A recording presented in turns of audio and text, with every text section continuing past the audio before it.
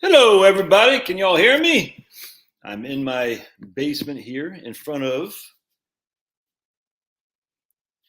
the great whiteboard. We got the PVC pipe, the whiteboard. All is good. I shaved, I showered, changed my underwear. It's a good life, man. It's a good life. No Pablo tonight, Will. I don't think Pablo will be joining us because he's upstairs with Charlotte. And Charlotte's going up to our bedroom, which is two floors up. So, yeah, there's my man Tom. All right, Jeremy's here. Sean, DB Douglas from Minnesota. Timothy Smith from Wyoming. And Kevin's from Florida. And Will is talking about bringing Pablo on. Yeah, so welcome aboard. Jeremy let us know he's here so we can all get started. Then. So we saw Georgia whip up on Florida, so that was pretty good. University of Georgia beat Florida. We saw Oklahoma get beat by we got Allen Smetana. Christopher from San Francisco. Damn, Chris, you're in San Francisco. Why would you ever do that to yourself? Green Bay, Wisconsin. Yakima, Washington. Marie's from PA, Penn State, I think, won today, did they not? There's Bob Fielding. What's up, Bob? In Arkansas. Jeremy, you still here in Augusta, or are you back in Maine now? What's going on? We got Pulverizer. Tax are pretty meh. Hopefully Josh goes off on a tirade about something or another and keeps things entertaining. How dare you? Fort Worth, Texas. Hello, Josh. God bless you too, William Sullivan. West Michigan. Tammy Joe. I was in West Michigan. A couple weeks ago. You're in Augusta. All right, Jeremy's still in Augusta. We got Iowa, Vikings. We know the Fort Worth, Texas. Whiteboard times, Denise. Denise likes seeing DB Douglas say, "Go Packers." You'll be here for a year. So, okay, gotcha, right on. Because Denise is a cheesehead or whatever. Where's my man? What the hell is his name, man? I'm drawing a blank. I forgot, but he always says cheesehead lover. Lenny from Rhode Island. What's your definition of retirement? My definition of retirement, I don't know what we're talking about. Liberty on the moon. Right on. Liberty on the moon. Oh boy. With Finney. Did you see that thing I put on there about Finney digging it? It's not Finney, but that was pretty cool. Auburn, Alabama. Yeah, gotta love you some. Hey, Mackra, Georgia. Right on. Billy Mack. Cheeseheads love flipping guy. Yeah, what the hell is that guy? Eric. That's his name. Eric. Yeah. Weird. He must have said something that offended him. I say something, even Denise, I offend her on occasion. I talked about Mandela effect, and Denise like, it's not true. There's no such thing as a Mandela effect. I said, we know there is, Denise. She goes, no. I offended Tom. Tom here, offend. Right there, my man Tom. Denise. These are big characters on the show here. If Jill shows up on time, or I guess if Jill, Marie, I offend Marie when I talk about Penn State.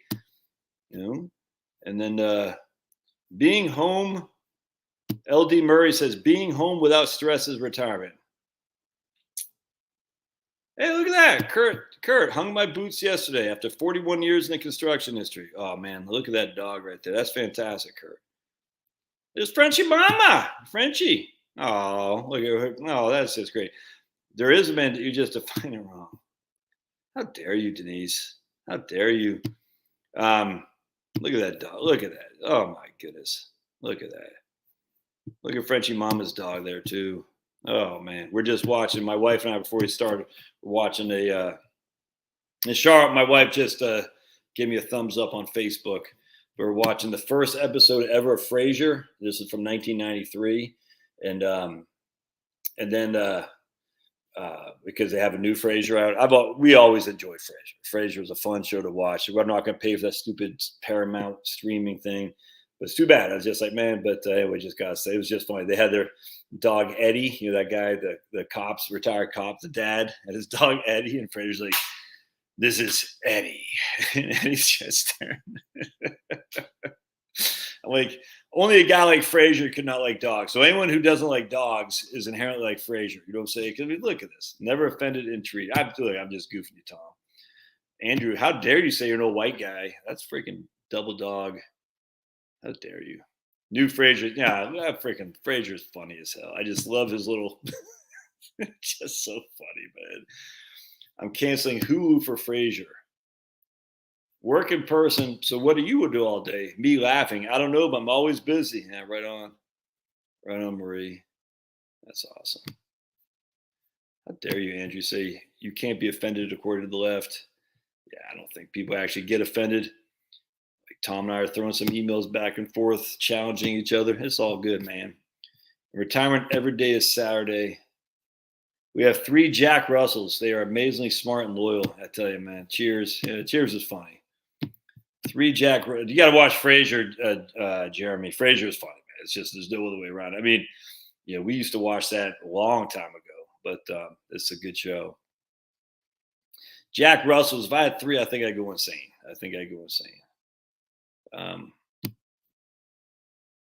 Frazier is funny when he's Sideshow Bob. Yeah, oh my goodness. Yeah, Sideshow Bob is the best. You want to kill Bart. You want to kill Bart. And he says, no, I don't. He goes, you even got a tattoo that says die, Bart, die. This is Sideshow Bob. He goes, that's German for the Bart, the. Oh, okay. Makes sense. Hey, thanks, Monica. I have lost weight. I'm down to 180, 178, 180. Thanks. Looking fab, but your dog is looking fab too. But I have lost some weight. I'm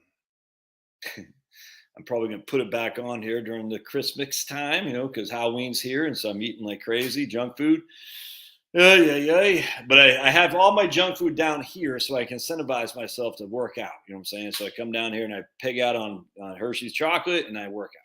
And I go for. I've also been revisiting my walks. So I was having a hard time going for walks. I forgot why. My back was hurt. That's what it was. And then I just let myself, just rest. And then I started going for walks. It's amazing. I probably walk 5 miles a day. Nothing fancy. Oh, I'm listening. You guys, I was going to email it, but have you guys ever heard this book, The Historian? Oh, my dude. I read this book probably 10 years or something like that. Anyway, so hold on just a second. Yeah, this book right here, The Historian. Oh, man. Such a great book. Just is fantastic. I love it. And anyway, so on this thing called there's 2 things you can get free books. One's on like Libby. I think this is Libby. No, it's Hoopla.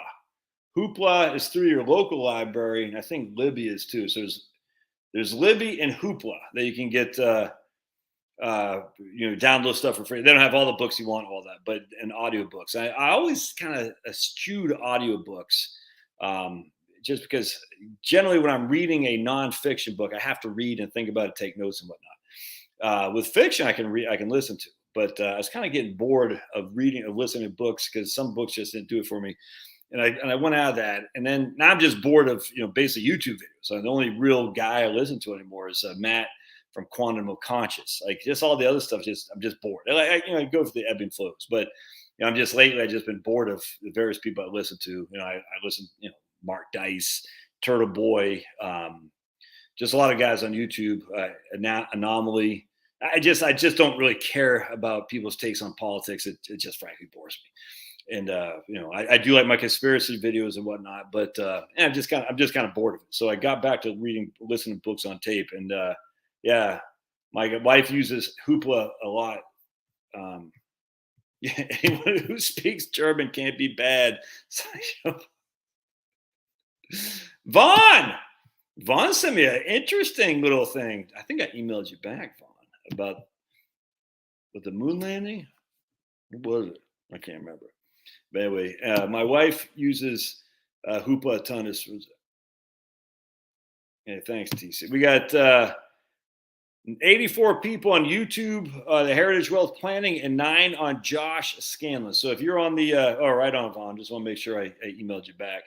If you're on the Josh Scanlon YouTube page, the vast majority on Heritage Wealth Planning. So a lot of people on Josh Scanlon, they say, I tell you, Andrew, that's exactly the same thing for me. I lose concentration. I can't do other things. But when I'm walking, I can concentrate. But I'm just sitting there, like I'll be, watching a football game. I can't, you know what I'm saying? But 100%. That's my problem so anyway, just FYI, guys, if you're on the Josh scale, I appreciate it. You can go into both places, by the way, but you don't get the running tally of the comments, the vast majority, unless they're on the Heritage Wealth Planning YouTube channel. We're on Facebook too. I got no one on Facebook right now. Oh, speaking of, hey, there's Jill. Jill says the moon landing, I'm more doubtful on that flat Earth. Yeah, right on, Jill. So Jill and I have been sending stuff, emailing back and forth too. And look, I don't know what the hell's going on in the world. I don't know. In terms of what the world is, I don't know. But can you walk, talk, and chew gum? I can. That's a 3-fer. Yes, sir, I can. But it's fun, man. I'm just inquisitive. And so Jill was emailing me about the eclipse and asking me some questions about the eclipse. And it's fun, man. But at the end of the day, so the point being is the historian, get that. It's fantastic. I love it. And that lady just wrote another book, not just, but I can't remember her name, Elizabeth Konstantinova. I love it. All right. So anyway, so going back, that's what I was going to say. So and then we got one person on Facebook now. So whoever's on Facebook, appreciate it. So I was going to start a Facebook group. I've actually missed, believe it or not, now that I'm not that big, like, look, I want the Republicans to win. I don't have any issue with that at all. I want to, hey, Watertown, New York. Look at you, man. 10th Mountain, baby. Are you in 10th right now, Patrick? So it goes on Mark. The first on XOM, the second at the low of October 22. I didn't call the market on XOM. I've got smoked on that, TC. I got smoked on that, man. Dude, I sold X. I took my doubling on Exxon and I moved it all to UGI, and then I gave up my doubling. It's just getting like down to 20 now. Yeah, I know a lot of you guys aren't on Facebook. I get that, but there's a I get it 100%. 100%. But there are a lot of people that are still on Facebook. I called the bottom. I got you right on. I sold out too soon. Yeah, 100%, man. Dude, but I also called. I appreciate that TC sentiments, but I also called. Oh yeah, right on, Bruce. Bruce says his wife loves the historian 100%. Hey, we got Delaware in the house. No, retiring teacher soon. Right on, Patrick. But I also called bonds this year, and I've been off. I know they're not getting killed like they were last year, but I've been early on the bonds. Remember, one of the things about being a good investor is you're always going to be a little bit early. That's a fact. Right on, Patrick. You got a lot of 10th Mountain guys in there. So I'm going to this course. My wife, me, and my 2 boys are going to this course. Right on, Jill. Get rid of your mayor. We're going to a course on tracking up in right north of Chattanooga. This guy, what's the name of his? Actually, I'm going to see if and we'll get to some stuff here in just a second. I want to see if I can't find what this guy's. And this guy was some kind of, I know he's in a Ranger Brigade. I'm not sure. He's definitely a Ranger. I don't know if he's in a Ranger Brigade. He might even be special forces. Off the top of my head, I can't remember. But great guy. Met him at our solar installation. Silas is his name. That guy just crushes. And his tactical 5880 tactical. So let's just look at his website. And so it's going to be a tracking course in his property up there north of Chattanooga, 58tactical.com. And I'm taking my wife and my 2 boys to go, and it's going to be a blast. So here's his website. And we got South Mississippi. Right on, man. Right on. South Mississippi. Share screen. So this is this guy, Silas, 580 Tactical. Train as if your life depends on it. And courses. So this is pretty cool. So we're going to go concealed carry. He's got a range there, everything. Person marksmanship coaching. This guy's in Tennessee. Courses taught for your group of 2 or more. Rifle, pistol. One-on-one shooting lessons. Customized private lessons. And he's doing a tracking and awareness class. Yeah, this is what we're going to do. It's going to be fun. expanded tracking class. So including this. So let's watch this. It'll be cool. So we're going. I can't wait. Look around. Pay close attention. The forest is telling you a story. Can you hear it? Can you see it? Tracking is a game of deduction, much more than just being able to follow a set of animal tracks through the woods.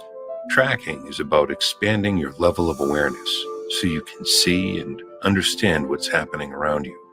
Silva tracking flashcards are designed to teach you how to recognize animal tracks, as well as how to track, how to expand your observational skills, how to track over difficult terrain, how to move silently.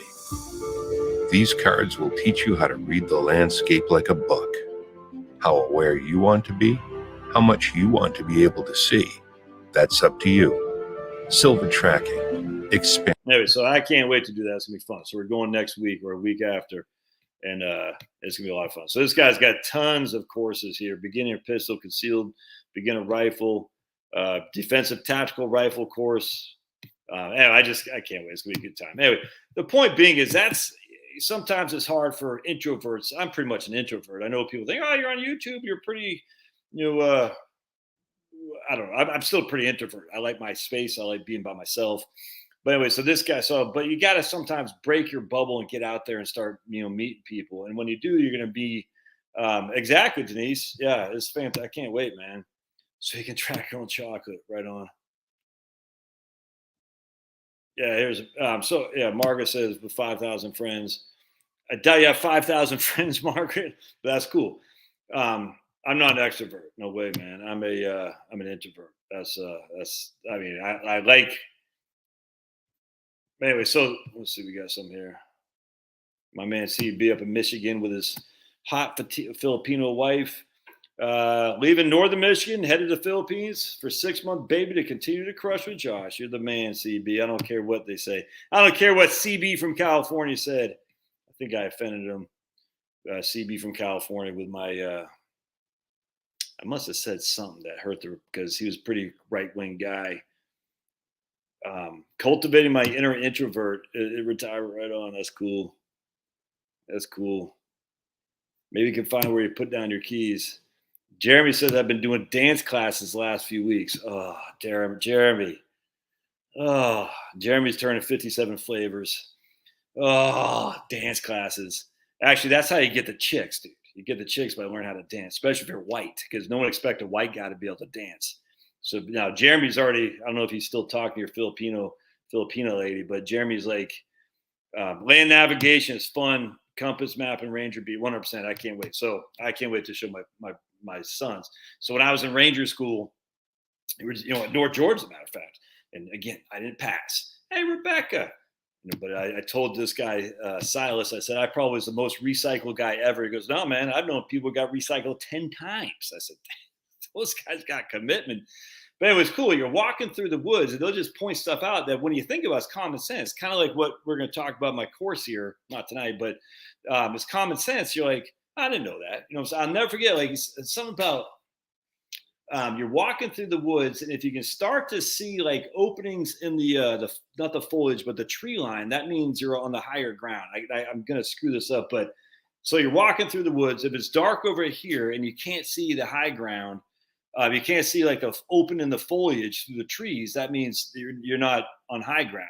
But if you see the open foliage over here, that means you're on the high ground. There's something else I learned too about like, there's a place with water. I forgot what it was, but I was like, man, that is fantastic. Anyway. All right, cool. Anyway, so the point being, I was going to do my Facebook thing, how to get the chicks. You got to cook. When my dad retired, he wanted to write a book. The way to a woman's bedroom is through her kitchen.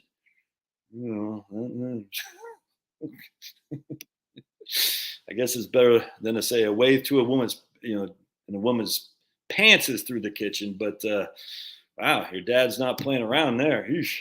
Not sure. Thanks, TC. I'm not sure I would do the way to the woman's bedroom is through the kitchen. Woo! I hope your dad is his wife was kosher with that. That's a little bit too much information, Margot. Anyway, so at the point, I was going to start a Facebook group because I get lots of people email me Facebook stuff. Tons of people still on Facebook. And now that I'm not all that, I frankly, after the fair and free election of 2020, I recognize, at the end of the day, the cabal is going to do what the cabal is going to do. There's nothing we can do. I mean, you can vote, you can pray, obviously, and all that. But at the end of the day, they're going to get what they want no matter what. Just like what happened in Israel. There's no other way around that. There's no way that wasn't set up to get rid of Netanyahu. You cannot convince me otherwise. They set that up to get rid of Netanyahu. There's no way those Hamas guys on paragliders were just one day just said, yeah, we're going to go through here, and with freaking, with cutting wire without anyone in the IDF or Mossad knowing. No, it didn't happen like that. They wanted to do it to get rid of Netanyahu. They're willing to sacrifice people. And the cabal, and I don't know who's the cabal. I don't know. I literally have no idea. Don't care. The cabal is evil, and they're willing to sacrifice people to advance their cause without question. And they did the same with Trump in 2020. There's no other way around it. So we got these massive influx of people coming from the border. They're going to shut the border down when they're good and ready. We're already starting to see it happen in the EU. Germany, France, and Sweden already start not just talking about deportation, but enacting deportation. They're not going to deport everyone they brought in here. They're going to deport enough to say, we're serious about it now. But now they already got their freaking foot soldiers. And the same thing's going to happen here. It's going to be Biden. It's going to be whoever it is. They're going to say, we're going to start deporting people. We got 7 million people here, from parts unknown. You're not going to deport them all. So you're going to, let's say they deport 5 million. You still got 2 million people that we don't know who they are. I mean, so they want this to happen. They're planning this to happen. There's nothing you can do about it, man. Again, I'm going to vote. I'm going to vote for Trump. You know what I'm saying? And I'm glad Mike Johnson's in there. I got some issues with that guy. But at the end of the day, it's these guys are in charge, and it's okay. I'm okay with it. I've made my peace with the cabal, and I like living here. I like that the cabal controls things. I like that they protect property rights. I think you still need to get out of blue county. That's what we're going to do. You got to get in a red county because that's where the sheriff is, and they're going to protect your property rights more than anything. But I'm okay with that. I made my peace. So anyway,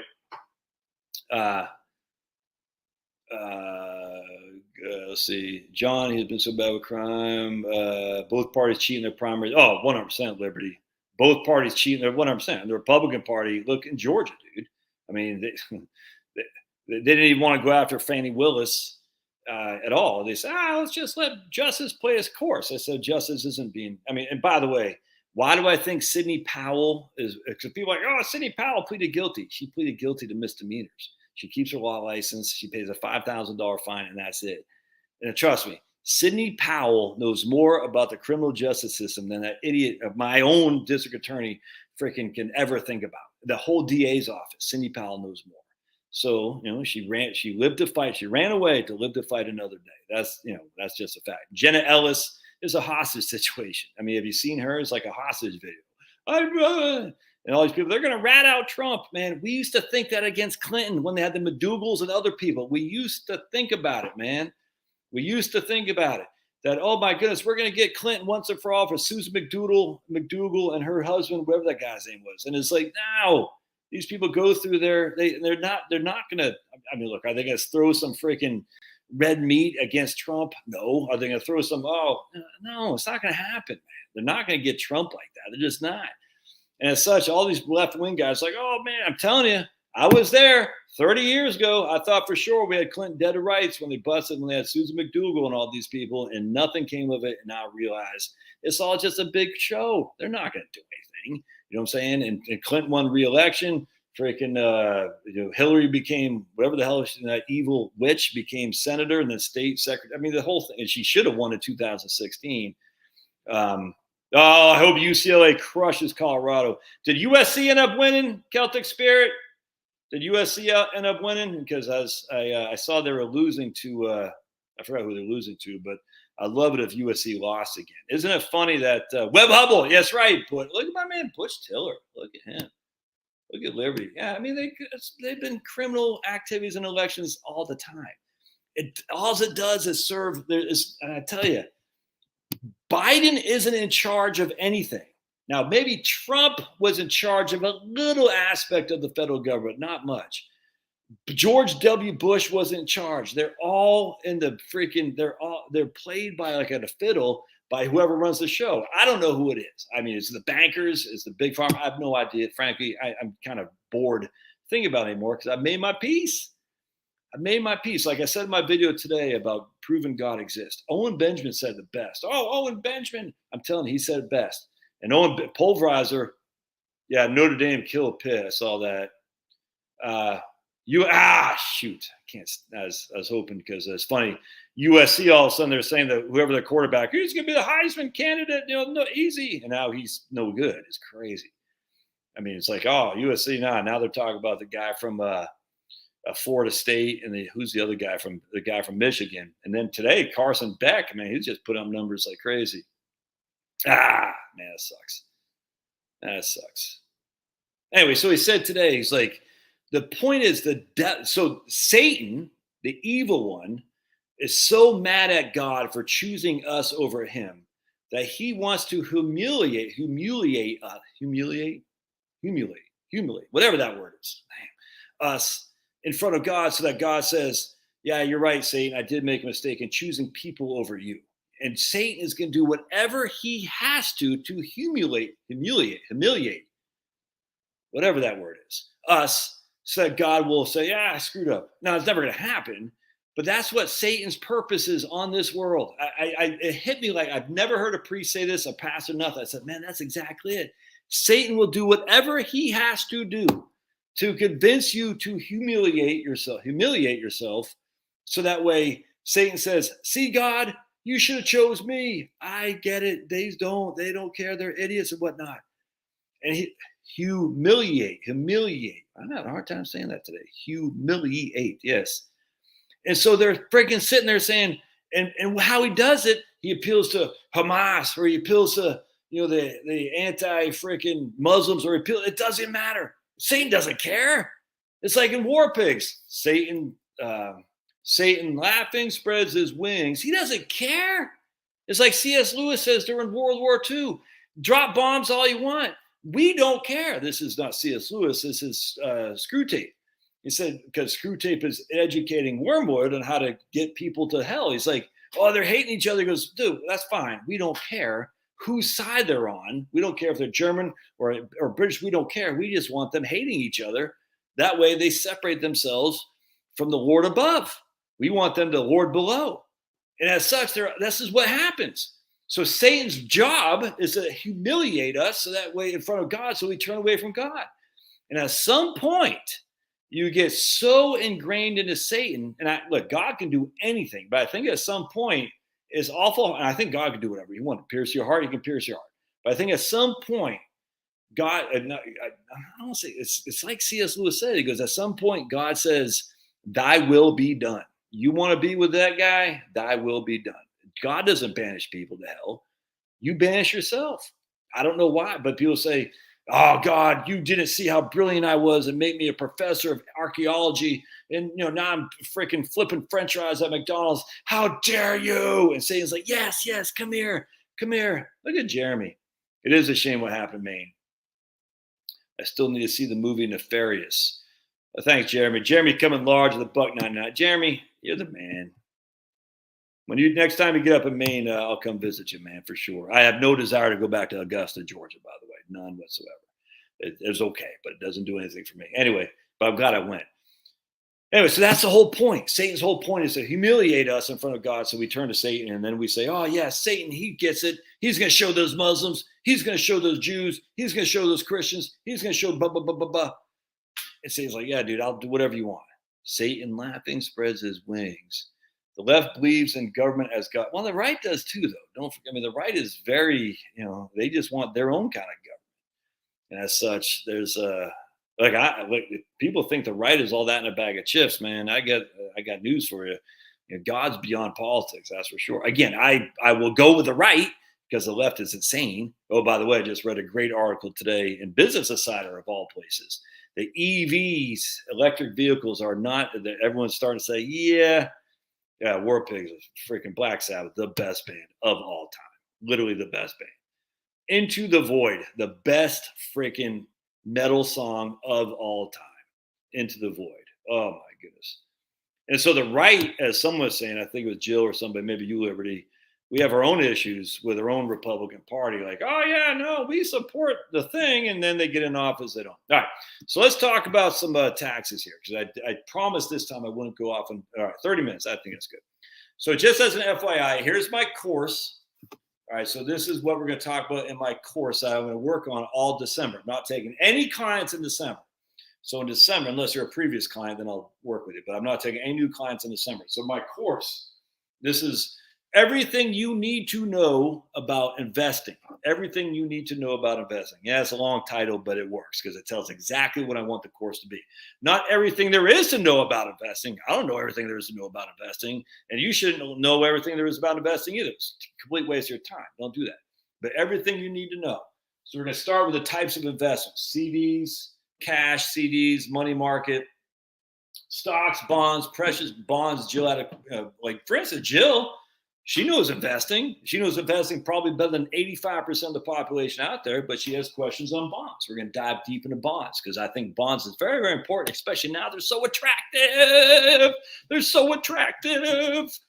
We're going to talk about precious metals. Everyone should have some precious metals. Talking to these people yesterday.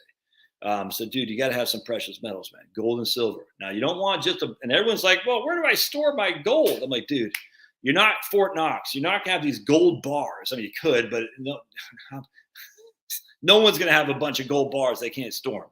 You're going to have gold coins, gold quarters. And when I say a quarter ounce, or gold ounces, and I like the gold quarters, and I don't like the tenth. But remember, we're holding precious metals as a bartering technique. All right, that's what we're holding precious metals for. GLD in the fund money account. Yeah, I don't. I'm not a. I don't like. I mean, look, as a speculation, that's fine. But I'm talking literally gold. I'm not talking about an ETF or anything like that. But if you want to speculate with that, I got no qualm with that. We're talking gold. The point of the thing. A good fireproof safe is valuable as a gold. Well, it's not as valuable, but it is very valuable for sure. But we're talking the actual asset, the actual precious metal, the coin. So silver ounces, 100%, I think it's trading, 26 right now, an ounce for silver. You can load up on a bunch of silver ounces, and you should. And you can load up on quarters. I think the quarter is about $5.20 per quarter ounce of gold, maybe $5.50, something like that. So obviously a quarter, if you take 4 quarters of gold, it's going to cost more than an ounce of gold. Well, just because it has to be divided up. That's okay. The whole point is for bartering. If you have an ounce of gold and you got to barter for some chickens, you just lost your shirt. We don't want that. So you want to have precious metals. And I haven't done it a couple of years. You want to buy about $5,000 a year. Depends on your situation that's my minimum, $5,000. It's almost like investing in a Roth IRA.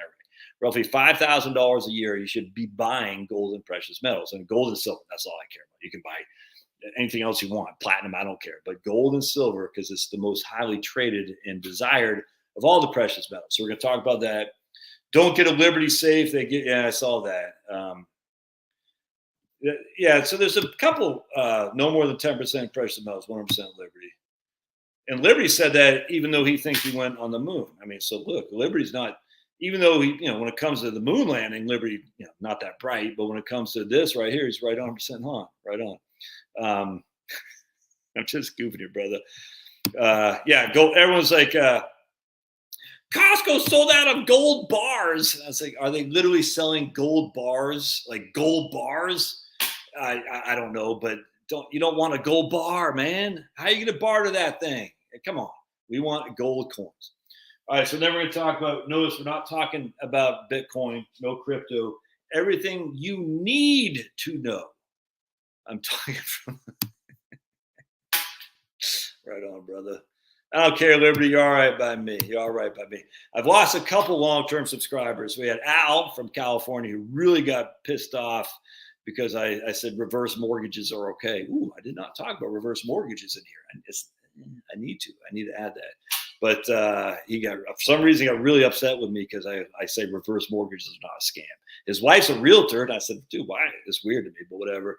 CB from California, and I hope he's still around, but I haven't heard him for a while. And I think I was talking about something, and I think it ticked him off, some political thing that didn't go against the typical right-wing talking point. I think it was raising taxes. I think is what it was. So yeah, we got to raise payroll tax, man. What I'm saying.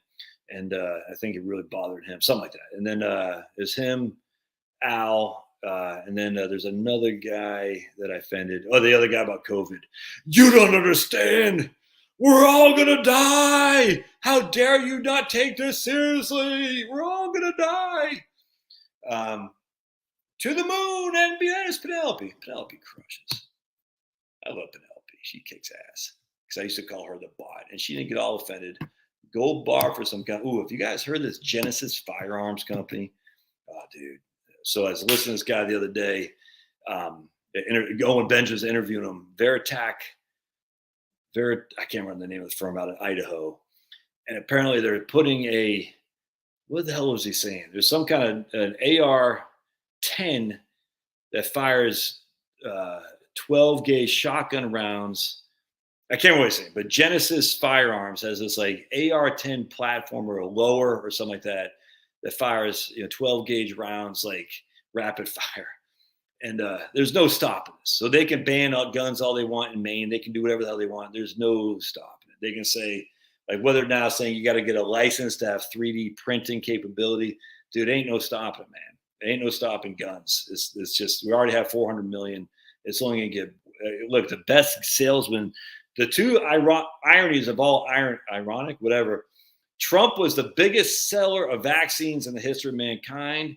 And Obama was the biggest seller of firearms in the history of mankind. Tell me that's not funny. All right. Anyway, so then we're going to talk about the difference between ETFs and mutual funds. Yeah, Glock 17. That's exactly what he said. He said Glock 17 is exactly what he said for the. It was something that was new though. I might be butchering, but is a. I'm not going to say an automatic 12 gauge, but it's something like, you got to look up Genesis Firearms. I can't remember, but they're like apparently the only. It was on John Wick. The John Wick movie or something like that. And that guy got fired. He was a cop, like Boise or Coeur d'Alene or something like that. He got fired. The guy from Genesis named Cody. He got fired for not wearing the mask. He goes, I'm not going to wear the mask. You have to wear the mask. He goes, no, because the minute I have to wear the mask, I don't have to take the jab. I'm not doing that. So they fired him. He's got a wife and a bunch of kids. He's like, oh, screw you guys. And now he started this firm called Genesis. Yeah, I know ARs, 12s, and 10s. I get that. I'm just saying it was something to do with the shotgun. Again, you'd have to look it up. But it's a relatively new thing that I guess Genesis is the only game in town. He goes, now screw that. I'm going to start Genesis Firearms or something like that. And I guess that guy's crushing, man. It's crazy. Anyways, pretty cool. Yep, Glock. Anyway, so then we're going to talk the difference between mutual funds and ETFs. We'll talk annuities and we'll talk life insurance. All right. Those aren't investments. Yeah, they are. Absolutely. If you can put money in and it grows, that is an investment. There's no other way around that. That's just a fact. Then we're going to talk about types of investments. We're going to talk pre-tax, post-tax, and tax-free.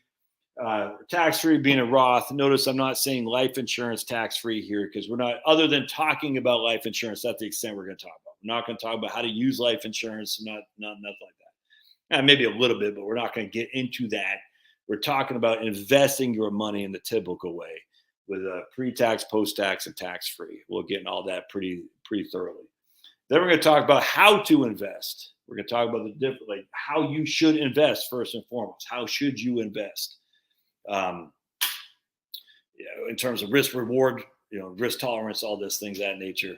We're going to get in that heavily because we're going to talk about history of I invested and I thought I was aggressive. Then 2008 came and we're going to talk. Don't laugh equals a whole life insurance policy. I don't get it. I mean, don't laugh equals, I don't understand what that means. What equals a whole life insurance policy? So we're going to talk about how you should invest. Then we're going to talk about investing while working versus investing while retiring. Two completely different strategies here, man. You're not the same investor once you retired as you were once you're working. When you're working, you got paychecks coming in to pay the bills, and you're putting money into an investment. Regardless of the investment goes up and down, you still got the money coming in. You're still putting it in, going like this, going like this, going like this. Once you're retired, not only are you not putting any more money in, you don't have any money coming in, and thus you're pulling money out. Complete different scenario. And I'm going to hammer this because you have to know. You're different. Well, Charles Schwab used to say, you're a long-term investor. You're you're a long-term investor if you're 65 years old, and thus you still should be heavy in stocks. I get the sentiments behind that, but man, it's psychologically you're not a long-term investor when you're pulling money out. Whole life policy is another. Oh, dude, I'm a huge fan of whole life, especially now. I mean, I haven't seen what the crediting rate on whole life policies are yet, if they've gone up relative to higher interest rates. But I'm a huge fan of whole life policies, as long as they're funded correctly, and most aren't because they're expensive. Is $100,000 candy bar enough? Yes, it is. Yes, it is. Retired equals preservation first, and not for everybody, but growth second, 100%. And then we're going to talk about opening. We're actually going to show you how to open an account. I use Schwab. I'm going to go into opening an account, and I'm going to go into actually making a trade. Because, I kind of think about people who I, talk to on a regular basis who are somewhat intimidated by this stuff. I'm going to say, look, man, at the end of the day, now it's a lot less intimidating than it used to be. It used to be you had to talk to a guy. You know what I'm saying? Before internet. I mean, I give an example. My first thought about investing, there's a guy who's come to my bar, and he was the guy who introduced me to zero coupon bonds, and I loved him. I said, well, I didn't want to buy that. I think I wanted to buy Boston Market stock. Boston Market. I used to eat at Boston Market. So what I did is I cleaned carpets in the day, and I worked at my bar at night all the time I was going to college. And I was making bank, but I was a busy guy. And I remember, so in between in cleaning carpets, you go, you have 3 jobs a day, maybe 2 jobs a day. I can't remember, but you'd have a job, you have another job at 2 or something like that. And I'd always stop at Boston Market because I liked it. It tasted good. It was healthy. And I loved it. I thought it was good tasting, whatnot. And so I'd like to buy the stock.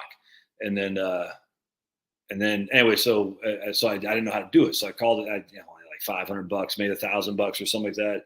So I called this guy who was a broker who used to come to my bar for happy hour because we had cheap pints for happy hour. And I talked to him. I said, how much? I just want to buy $1,000 of Boston Market. He goes, well, it's going to cost like $150.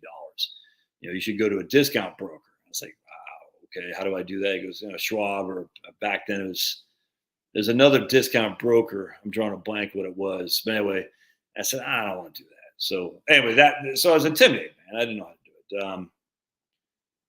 Right on Liberty. That's the location too, 100%. Man. That's the whole point about these things right here. Absolutely. Yeah, it's a niece. All right, so we're going to.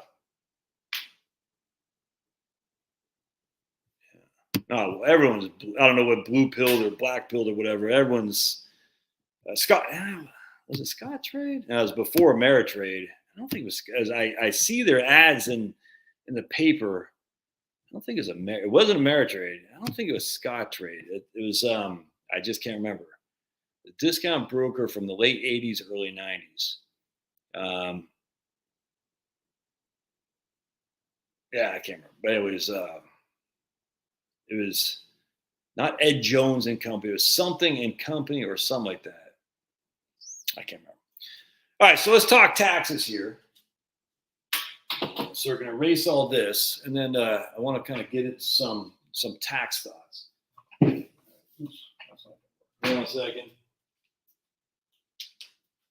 All right. We're going to erase all this. So I just, let's just get all this out of the way. Point.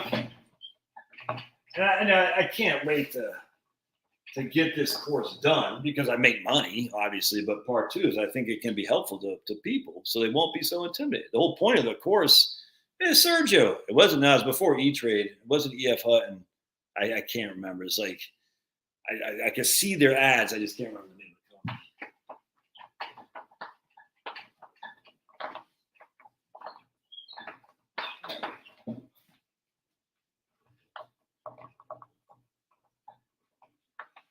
I mean, so I just think that people, now it wasn't E-Trade, it was well before E-Trade.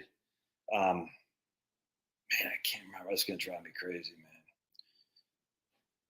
I got to look it up. Discount brokers from the 80s. Hold on just a second. Discount broker from the 1980s.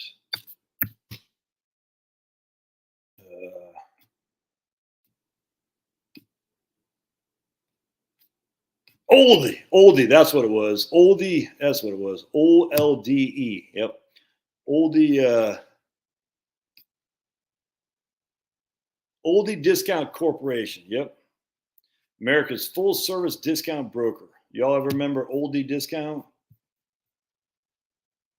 Yeah, I got to add it right on. Oldie Discount. That's what it was. Remember these guys. Oh, Quick and Riley. Yes, that's what it was too. Yes, the two word Quick and Riley. That's what it is right there. It wasn't Oldie. It's Quick and Riley. Yes, sir. Yes, sir. Quick and Riley. Yep, that's what it was. You're the man. Yeah, right. Look at this guy right here. Taxes are very low and non-existent if you can live under 50,000. Grant 100%. And so all these, like I was on to some. Anyway, so oh man, real quick. So I'm gonna start a Facebook group, and I just I know everyone hates Facebook. I get it, 100%. But there's still tons of people on Facebook, and I mean, hell, my wife's on there. You know what I'm saying? It's gonna be successful retirement starts here. And what I'm hoping is that name some of you guys as the moderators and whatnot, and to the admins, I guess is what's called on Facebook. And I just want people to share their stories about successful retirement. You know what I'm saying? So that way people can go on there and say, oh, because Jill sent me something, about some clown selling hawking life insurance products or whatever it was. Some lady sent me something. Gita sent me something about, she posted some stuff of what they're doing in retirement, and some people are it's freaking stupid, man. I mean, it's just stupid how many idiots are out there, just trying to scaremonger people. And it doesn't have to be like that. So I just want people to go in there and say, no, this is what I did. And it works. Like maybe this Celtic spirit can go in there and say, look, man, I'm single. I don't pay any taxes. So I was on some Facebook thing, and so I was kind of like researching how groups get started, because I don't know how to do it. And there's a one on Maine, and this guy was comparing Maine to New Hampshire. And he's saying, oh, New Hampshire is much more affordable because the taxes are lower. And I said, property taxes in New Hampshire is through the roof. He goes, oh yeah, but no income tax. And I said, well, when you're retired, the income tax is minimal at best. Even in Maryland, even in California, even in New Jersey and Illinois, once you're retired, state income tax is just not an issue. It's just not relative to the property tax that you have to pay.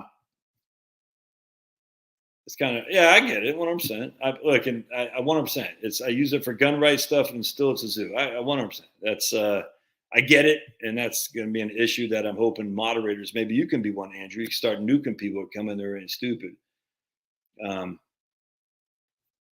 Jill, trust me, Jill, you are. What's your? I haven't done it yet, Alan. I was thinking about calling it. What? Denise got suspended for commenting? Yeah, you got to be kidding me. That's crazy. Oh, man.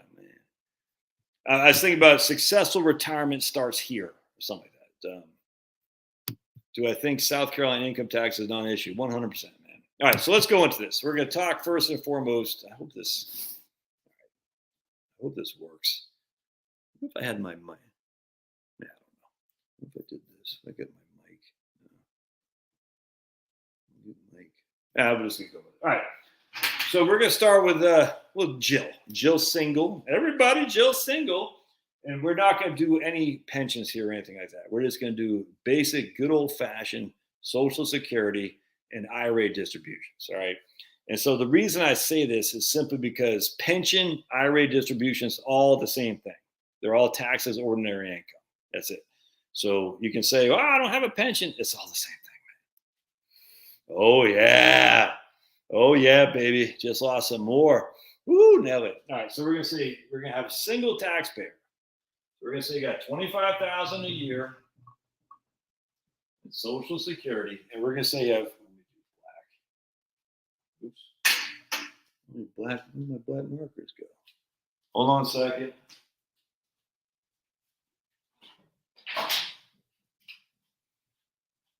And we got 25,000 in other income. That's going to be OI, ordinary income. It's going to be a pension. It's taxed as OI. Social Security, IRA distributions, taxes OI. Interest income on your bonds, taxes OI. On your CDs is tax OI. Yeah. Right on. All right. So anyway, we got 25,000. So we're a single taxpayer. All right, single. So the first thing we've got to do is figure out how much of our Social Security is subject to taxation. Social Security. That's the first thing we have to do. You don't figure out what your tax bracket is or anything like that here. We have to figure out how much of our Social Security is subject to taxation.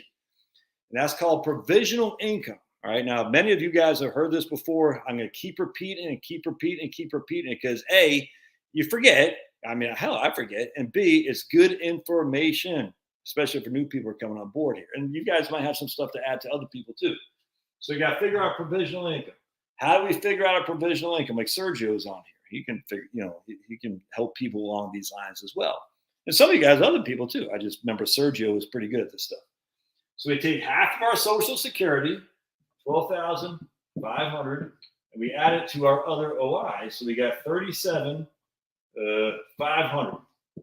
That is our provisional income. All right. So we're living off $50,000 as a single taxpayer, like Celtic Spirit just said. 50,000 schmackaroonies, 25 from Social Security, 25 from other things. Our provisional income is 37,500. All right. Now we're going to put the thing. Okay. Now we're going to say we're single. 0 to 25, 25 to 34, and over 34. All right, so we know for a fact the first $25,000 of our provisional income is nothing. We don't have any tax responsibility on the first $25,000. So that leaves us $12,500. The first $9,000 of that $12,500 is going to be our how much our Social Security is subject to taxation. 50% of that $9,000 will be part of our taxable Social Security. So $9,000, up here, 25 to 34 is 9,000 times 0.5, so $4,500. So the next $9,000 goes into this category here. I'd call it a bend point. It's not really a bend point, but it's the taxation levels that Social Security does. So 50% of that $9,000 is $4,500. That $4,500 is now subject to taxation. That's just a fact. All right. Plus, we have $3,500 remaining.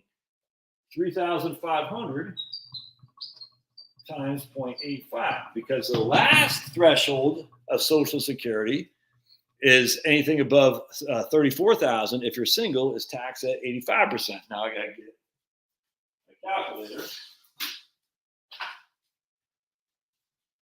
I can't stress this enough. It's not just saying I got $50,000 of income that puts me in X tax bracket. You don't know. So now we got, let's see, 3,500 times 0.85. That's 2,975. So 2,975 plus 4,500 is 7,475. No, 7,475. So that means of our $25,000 of Social Security, only 7,475 is subject to taxation. So what we do here is we say, okay, boink, erase that. We get rid of this right here.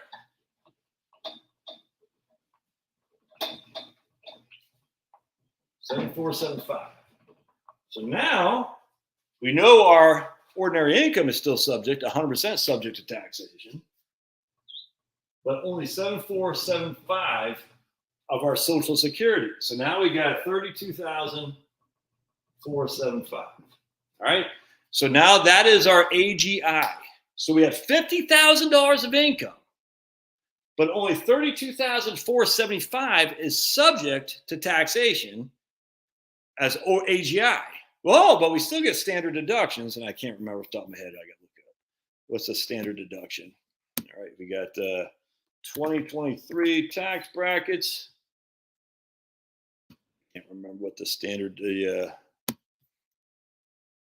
standard deduction here is. So for single, I wish they'd give me the standard right here. All right, sweet. So for a single, we got 13,850 is our standard deduction. So we got 3275. That's our AGI. 13,850 is our standard deduction.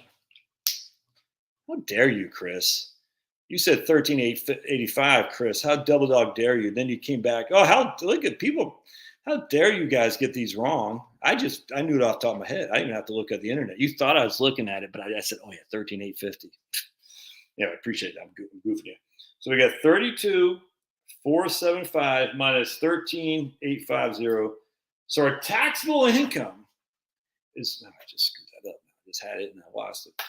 Oh man, just had it. 32,475 minus 13,850. Taxable income is 18,625. 18,625. All right, is everybody with me on that so far? Yes, you are. Can you do a video on covered call ETFs? All right, so we got 18,625 is our taxable income. We look at our tax brackets here.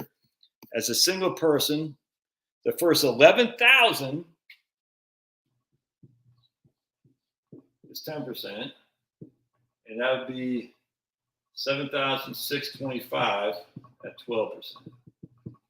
All right, so now we take the first 11,000 subject to 10% tax ratio, so that'd be $1,100.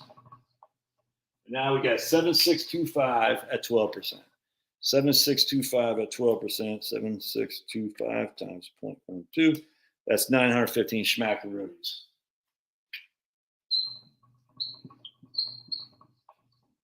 So you pay to the federal government $2,000 on $50,000 of income.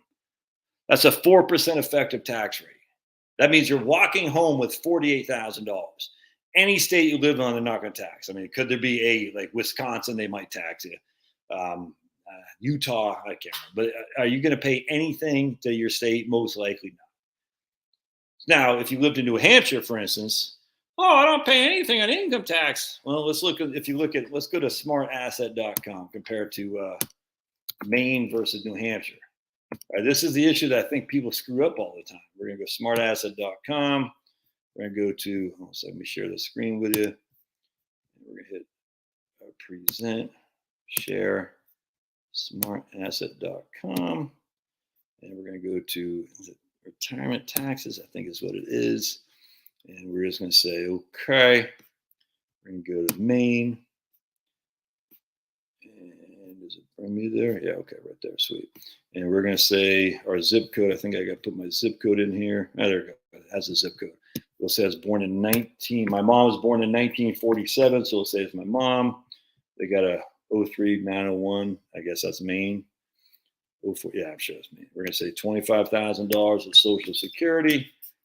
25,000 retirement income. If you're single, yeah, $421 in taxes on your pre-tax income of $40,000. All right. Let's make sure it's got 04107. That's Portland. It's 041. It doesn't matter. All right, so we pay right there $421 to the state of Maine on $50,000 of income. So we pay $421, so roughly $2,500. So roughly that's a 5% effective tax rate. Now, what's the property tax in Maine versus the property tax in New Hampshire? Well, New Hampshire property tax are like 2.5% or something like that. Now, look, I'm not against New Hampshire. I like New Hampshire, but I'm just saying at the end of the day, if you have a $500,000 home in New Hampshire, you're paying 2.5%. That's $5,000 a year of property tax, and that doesn't ever stop. You got $500,000 home in Maine, the effective property tax is probably 1%. No, it's $10,000 a year, I guess, right? Yeah. So you can see that when you look at taxes, it's more than just income tax. As you retire, it's the property tax that's the big one.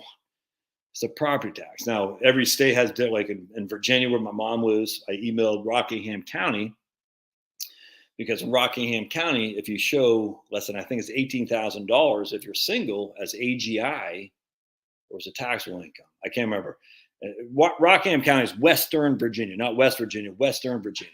If you have show like less than 18, if you're single and you show like less than $18,000, I can't remember if it's taxable income or AGI, but either way, you get a huge discount on your property tax. I think it was basically almost you don't have to pay any property tax.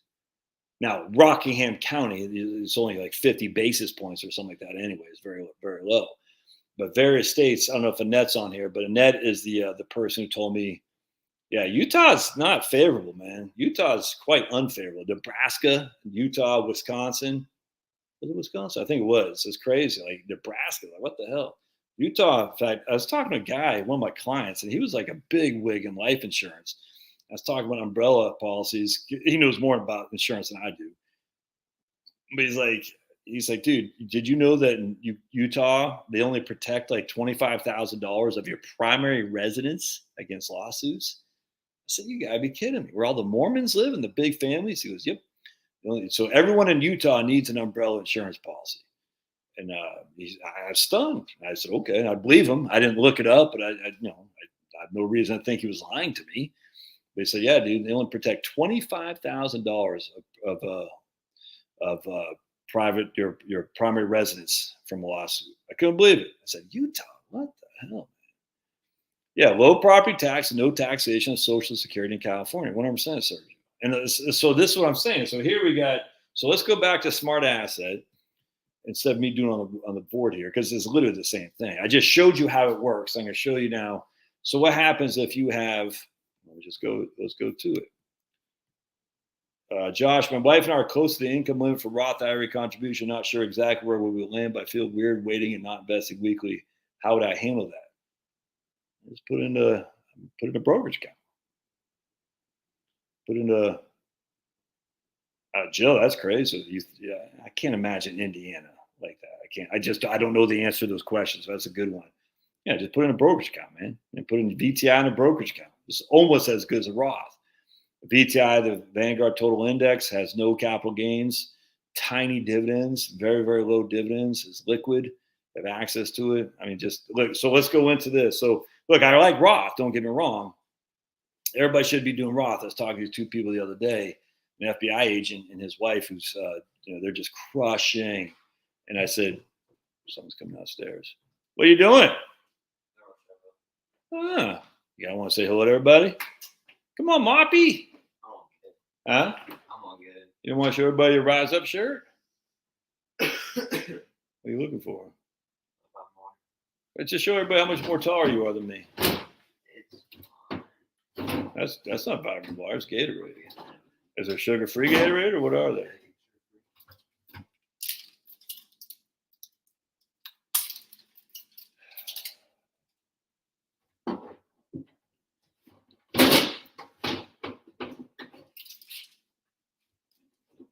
Struggling? Hey,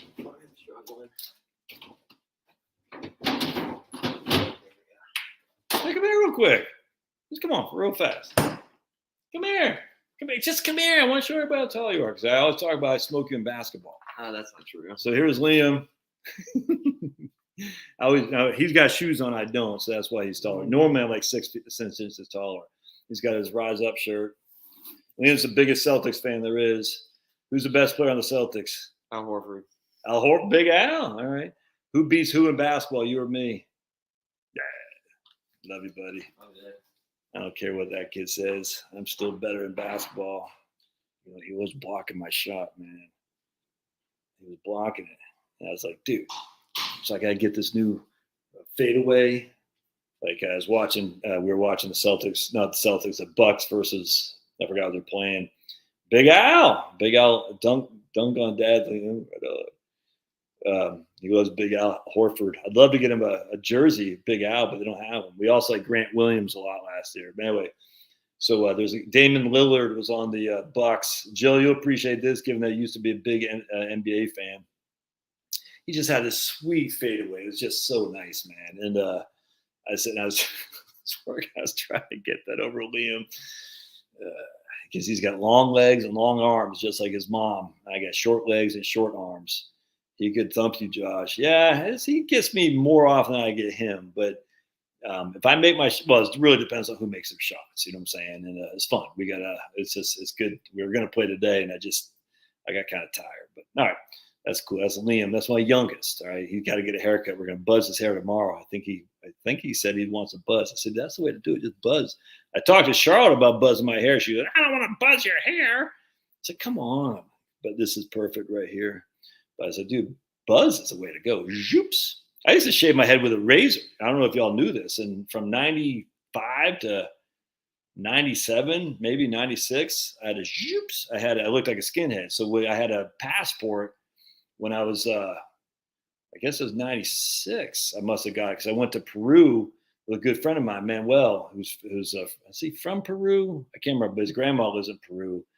And I shaved my head, zhoops, zhoops, zhoops. And I was sitting there in the passport photo with a mean mug. I wasn't trying to be a mean mug. I just didn't know that they didn't tell me to smile or anything like that. So I was like, I looked like a criminal skinhead. It's kind of funny, man. Zhoops. I used to do that because I was worried I was losing my hair. So I said, I know how to keep my hair is you just shave, because the more you shave, the more your hair grows back. And one time we're sitting at a hotel, Charlotte and I, this is, we weren't married. Don't tell the Catholic Church that. But anyway, and I was sitting on the ground with my head against the bed, and she was on the bed. It's Revero Beach. My other sons, both of them, 100% Jill. And she goes, you got a bald spot in the back of your head. I remember it was in 96 or 95. I was like, Matthew Perry, the guy from Friends, he just died. Oh, sad. He must have overdosed. But I remember I was like, oh man, I got a bald spot. And that made me very nervous. I'm losing my hair. I don't want to be bald. So I started shoops. I still got my head. Look at that. I still got my cul-de-sacs right there. But all right.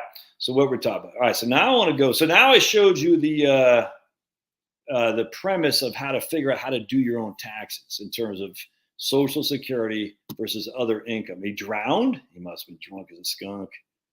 That's sad. That's sad. I never got into Friends. I always thought that was kind of stupid. I never got into that show. I did like Frasier, as we talked about here today. Liam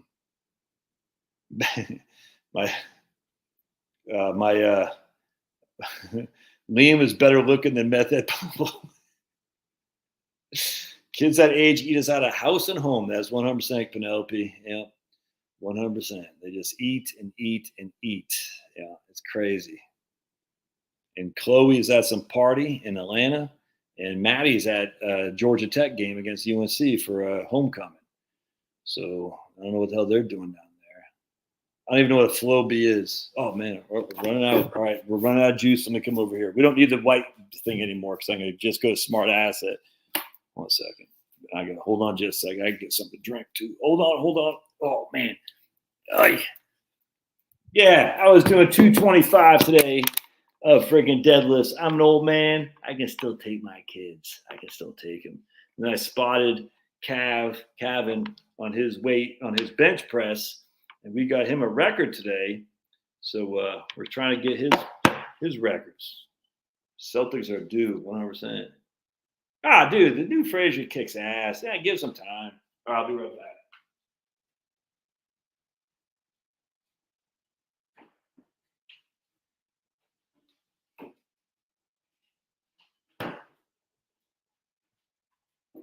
Okay, give me some Waterloo sparkling waters. All right. No aspartame, no sucralose. Oh man. Flowbee is a cutter head that attached to a vacuum cleaner. All right. So let's go to Smart Asset again. So I showed you how you can figure this stuff out. Again, the more your Social Security, the less your taxes are going to be. It's just a fact, man. Just a fact. So, anyway, the people I was talking to, I told them, stop doing all into your pre-tax 401k. Do it your Roth 401k. His company will still put their match in his pre-tax because they don't have the option yet that I'm aware of to do it in the Roth. But I said, man, trust me. It's kind of like going back to my course on I actually look exactly like Josh in real life. It's going to be on my course. I'm going to talk, I forgot what I was going to say. But, oh yeah, investing while working, investing while retiring. The issue here is he's got the money coming in, he and his wife, to pay more taxes now, so that way when he hits retirement, he doesn't have to worry about it so much. And everybody and their mom are going to say, well, my spreadsheet says this. I said, dude, your spreadsheet is just speculation. You pay the tax while the money's coming in. Now, if you're freaking running deficits and you're adding on to your debt, well, don't do that. But if you have surplus cash flow, pay the tax now, man. That way, when you hit retirement, you got one less thing to worry about. And one less thing to worry about is a tax bill, because the federal government taxes are always the big one. It's not the state. So let's go back to smart asset. All right. So now what we're going to do, we got 25,000 of Social Security and 25,000 of RMDs, pension, whatever. Now we're going to say we got 40,000 of Social Security and 10,000 of whatever this is. We're going to say it's my mom. No taxes in Maine. None. Still got $50,000. $50,000 for no taxes in the state of Maine. Now it's reverses. 10,000 in Social Security and 40,000 in IRA distributions or pension or whatever. $1,291. It's still not much. I mean, my goodness, you got $50,000 of income. You're paying $1,291 in Maine, but then what are you paying to the feds? Oh, $4,000. So here you're in over a 10, but 11% effective tax rate. 11% effective tax rate here. With 10,000 Social Security, 40,000 retirement income. Again, let's go back to 10,000 here and 40,000 there. You pay nothing to Maine. How much you pay the feds? Nothing. All right. So remember, everyone's like, "Oh, Maine is much more tax inefficient than looking at Maine is much more tax heavy than New Hampshire." No, it's just not, man. Now let's do the same thing with a married couple. We're going to do the exact same thing. How many people could live off $50,000 a year? If you have no debt, I guarantee many of you could. So now we're going to say we're married, and we're going to have 50-50. It's going to be basically the same thing here. 50. Again, this annual retirement account income is anything. It could be pension, could be interest from not dividend stock, interest from a bond, just IRA distributions. Married people, $100,000 pay $841 to the state of Maine. How much they pay the feds? $6,200. All right, so 50-50, they pay. That's a 7% effective tax rate. That's less than your Social Security tax. So now let's go here. We're going to go 60,000 and 40,000.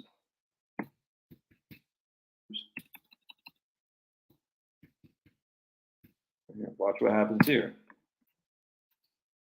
261 for Maine.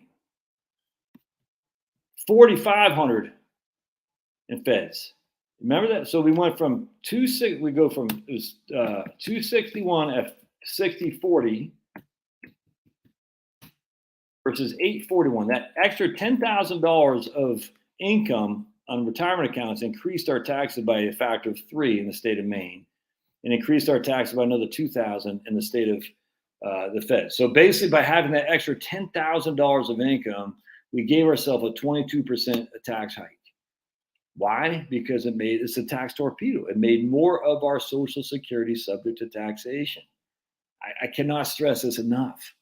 Let me show you again. All right. So again, we got right here $7,100 of taxes because we have 50-50. Let's just make this 60. No, this will be 40.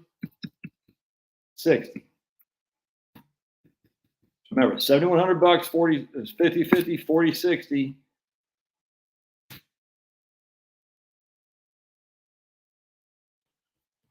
$4,800 of tax.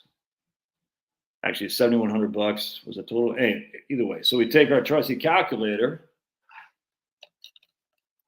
$7,100 minus $4,800. That's 23. That's 2,300. So that extra $10,000 of income increased our taxes by 23%, even though we're still in the 12% tax bracket. How? Because it pulls Social Security to be subject to taxation that previously wasn't.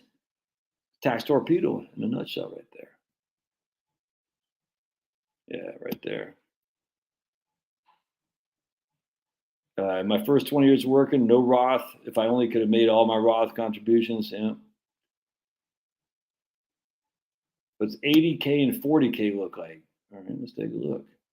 Do 80-40. 80-40. So we're going to do 80-40. I assume we'll do 80-40 on both sides. BK and 40K. Yeah, state of Maine. And Maine is just because Maine isn't considered tax friendly, but it is. That's 80K, 40K. We'll flip it here in just a second. 261 on 120,000. The feds on 80K and 40K. 80K Social Security, 40K of RMDs. You pay less tax than you did 50-50. So we have $20,000 more of income and we have less tax. That's how freaking awesome Social Security is, man. But Social Security is a Ponzi scheme. It is a Ponzi scheme, 100%. Doesn't mean it's bad. Doesn't mean you're going to be the one holding the bag. Let's do 40-80. Look at that. Look at that. $2,500 to Maine. 10,000 to the feds. It's always the feds. 13,000. No, look, at the end of the day, 13,000 on $120,000 of income. That's a 10.8% effective tax rate. You know, I'm not going to cry for anybody who's got a 10.8% effective tax rate. Should I take? Yes. So this one of us is a great question, man. Should I take money from my IRA for 3 years to allow Social Security? That's 100% the way I think. So that's 100%. But let's yes, unequivocally, Hong's 88. You'd want to that's the way to do it, in my opinion. For some reason, people have this idea that Social Security is more risky than the investment world. I frankly don't understand that. They're like, oh, I don't trust the government. Like, so what's the alternative? Well, the S&P 500. I'm like, are you friggin' kidding me?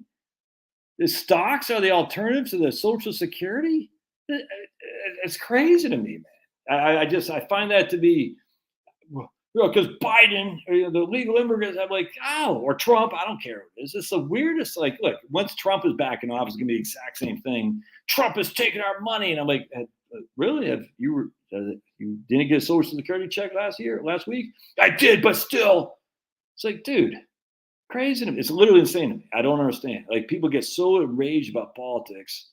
Yeah, right here. Look at Sergio. You can take approximately 120 and still have an effective rate under 9%. Yeah, 100%. Anyways, the point being is, that's it. What? How far'd you go?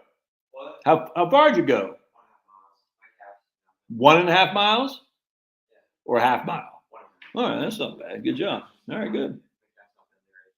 So you're not going to play ball tomorrow. Get your calf first. What time's the Falcons? 1 o'clock game? All right, we're going to watch. It's funny how much more involved I'm in sports now that the kid likes it. He wasn't even liking sports, and he watched the playoff game. Yeah, not if you're Sergio. Not if you're single. That's 100% Jill. If you're single, it's a whole different thing. But anyway, so he started. He wasn't involved. Just didn't care. And then he watched the playoff game in the NBA. He's just kind of about 2 to 3 years ago took to it. He likes the NBA more than he likes the NFL, which is crazy to me. But whatever, man. You know, it's good to see a bunch of white guys back in the NBA. I know they're mostly Europeans, but you know, it's good to see some white guys coming back in. We do like Peyton Pritchard at the Celtics. He just signed a contract for $40 million. He made like, I think he's averaged like 2.5 points a game. It's such a clown show, man. I was talking to a guy who's a big he liked the Chiefs the other day. I said, "Oh man, you like the Chiefs?" And I said, "Yeah." He goes, "Yeah, it must be nice." He goes, "What do you mean?" I said, "Well, you know, the NFL is, you know, come on, man. I mean, the NFL is like they got Chiefs. You know, they love the Chiefs. If you know what I'm saying." He goes, "Yeah, I know, but I still like I don't blame the NFL. It's entertainment. It's, you know, no different than worldwide wrestling or whatever it's called. It's just entertainment." And they get beside. I don't think it's blatantly. You still got to make the catch. You still got to hit the shots. You know what I'm saying? But at the end of the day, there's absolutely and even the Pats, dude. So right, even the tuck rule, that's from Tom Brady. We know the Pats got away with some stuff that other teams probably did not, if that makes sense. I mean, you can't. Same thing, Michael Jordan. You could never, Michael Jordan. Did he ever commit an offensive foul? I mean, look, we watched the Bucks. Look at Giannis. I mean, he's just bulldogging his way through the freaking paint, and he never gets called for a foul. Look, it is what it is. I don't want the 100%. I don't want. They're trying to get over that. They're trying to get over that now, and we have long memories for sure. And the minute he's out, I'm not watching. I don't care. I like watching the white guys do well in the sport. I like this. I like Dan. I mean, I got tons of black guys I like watching too, but the white guys are they're not that many, and so it's fun. It's fun to root for the underdogs. I enjoy it 100%. But it's just there's just not that many. But when you see him, like, all right, cool. But anyway, once he's gone, I'm not gonna. I'll watch. He'll call me and say, "Hey, Dad, you see?" But I was saying, I don't watch, but I'll watch while he's here. I enjoy it. I like watching because my son likes it when he's out of the house at college or whatever and hanging out with his friends or hopefully push down grandkids. I won't watch, but when he comes, because I just don't care that much. But Denise is going to bed. Denise, how dare you? How double dog dare you? Yeah. Well, I want the white guy to do successful in basketball. Oh my goodness. I know you're goofing on me and I'm goofing saying I don't care. I literally don't care. People say, I say, how dare you? I was like, what? I thought it was okay to root for the black quarterback. It is. Why? Because they're the minority. They're not the minority now. So why is it not okay to root for the white point guard or the root for the white receiver? There's a bunch more white receivers now. Once I start seeing, other than Christian McCaffrey, once I start seeing more white running backs, then we can come back to equality. But right now, when's the last time there's been a white cornerback? It's Jason Sehorn. I can answer that question for you. Jason Sehorn was amazing. Then he got burnt by a white receiver, Brandon Stokely, in the Super Bowl against the Giants versus the Giants versus the Ravens, and that was the death of the white cornerback. You can't tell me at the end of the day that white receivers, because they don't have enough swivel hips to be able to move. I mean, that white cornerbacks, there's not any in the entire United States that have enough swivel hips that they can move to cover a wide receiver. Yeah. I went to Mass at 4 this afternoon, so I can sleep in tomorrow. I'm staying in for a chat for the long haul. Thanks for showing me the retirement tax bracket and the whiteboard. You got it, Alan. Oh, yeah, you got it. I mean, come on, man. It's okay. Look, as I used to say all the time, I used to be the exact opposite when I was a kid. I lived in Maine, so I always root for the black guys. I root for the black quarterbacks. Always loved the Lakers over the Celtics. You know what I'm saying? It's just I'm a contrarian. So that's all there is to it. That's all there is to it. No big deal. All right. So now we showed you at the end of the day, even Sergio Santana, he's probably Spanish. He probably roots for Spanish guys. It's all good. I don't care. It's not saying you hate on anybody. It's hey, let's be honest. If we had a boxer, a boxer, and we had Floyd Mayweather fight, I don't know. There used to be a guy from Maine named Boom Boom Mancini. I mean, he's long. I don't know if he's still alive. Boom Boom Mancini. I'm going for Boom Boom Mancini. It's fun, man. It's fun. You know what I'm saying? It's like, oh, yeah. And then they lose. And you're like, sucks, but we'll get it next time. Had a power outage since 4:30 a.m. because he lived in California. Ooh, speaking of which, I was going to interview. I forgot. I got to text that guy. I was going to interview that guy. So when I was in my Tennessee solar camp, not one, not two, but 3 people were from California who packed up and they left to go to Tennessee. And these are not left-wing liberals. I'm just telling you. I've been saying this. All these people, we don't want Californians here. Look, I'm sure there's a lot of wealthy.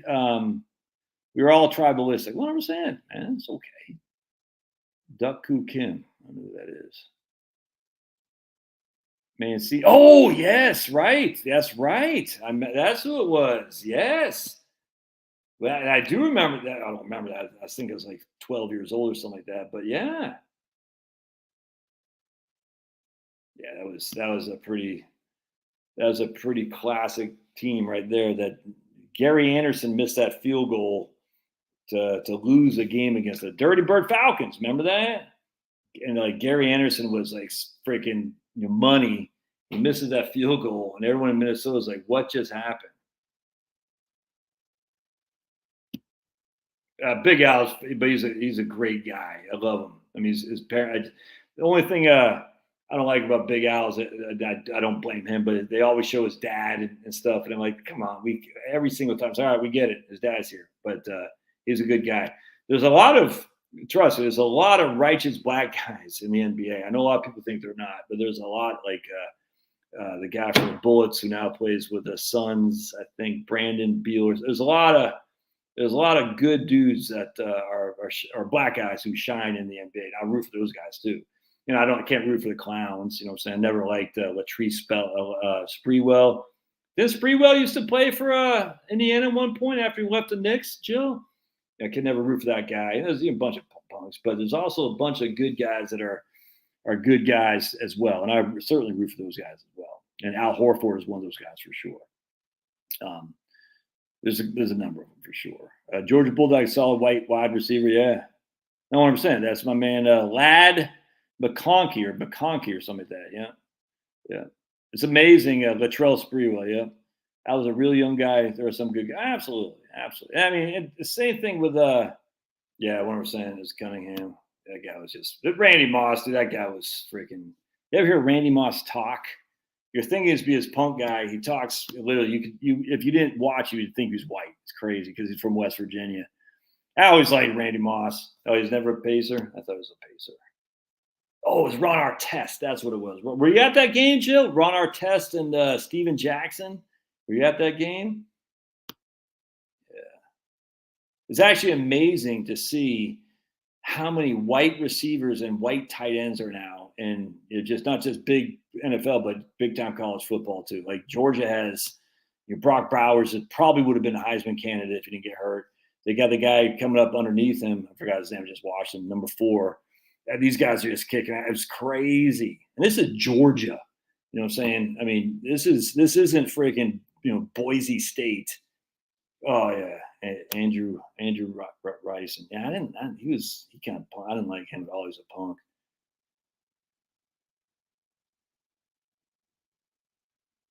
Moss never won a Super Bowl.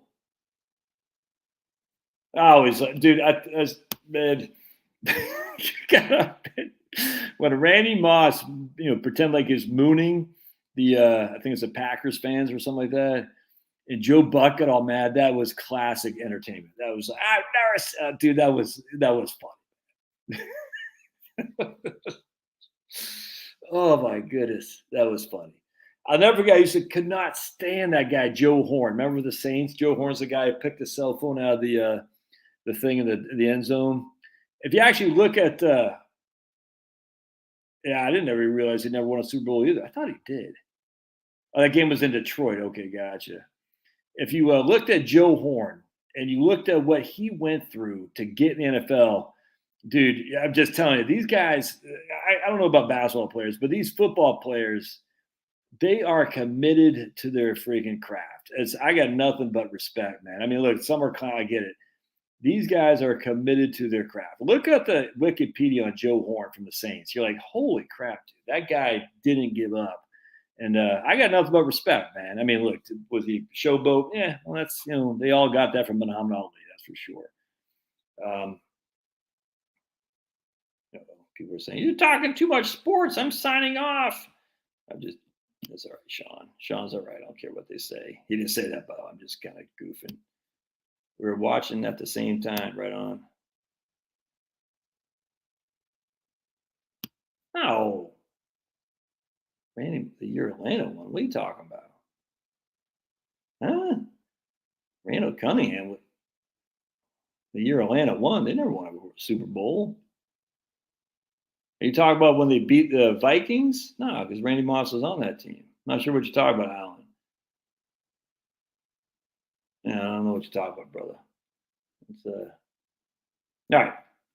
Yeah, you don't think 401k distribution would be taxed as ordinary income? Trust me, they'll continue to be taxed as ordinary income. That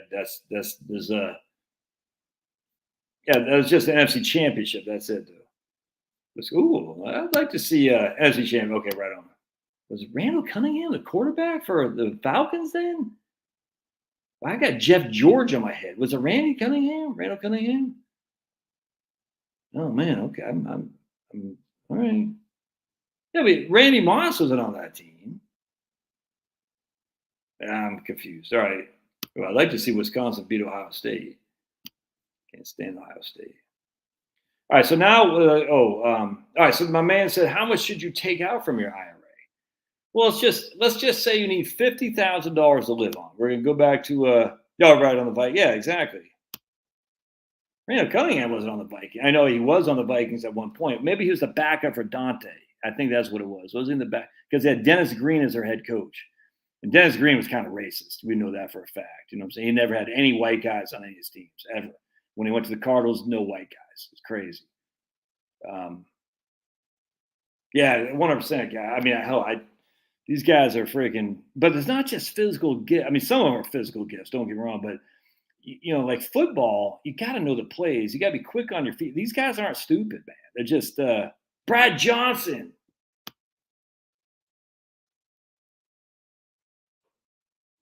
Yeah, Moss never played for Atlanta. Yeah, I'm not sure what Alan's talking about. I think Alan's drunk. Alan, you're drunk. Oh boy, you need some coffee, Alan. Yeah, freaking guys are they're good, man. I hate when I hear, oh, they're idiots and they're punks and all that. I mean, look, there are some for sure. There's tons of white trash punks too, man. I mean, they might not be as there's just tons. My man Turtle Boy talks about these guys all the time. He hasn't done it lately because he's doing this Karen Reed thing where the cops are, are just scumbags up there in Canton, Massachusetts.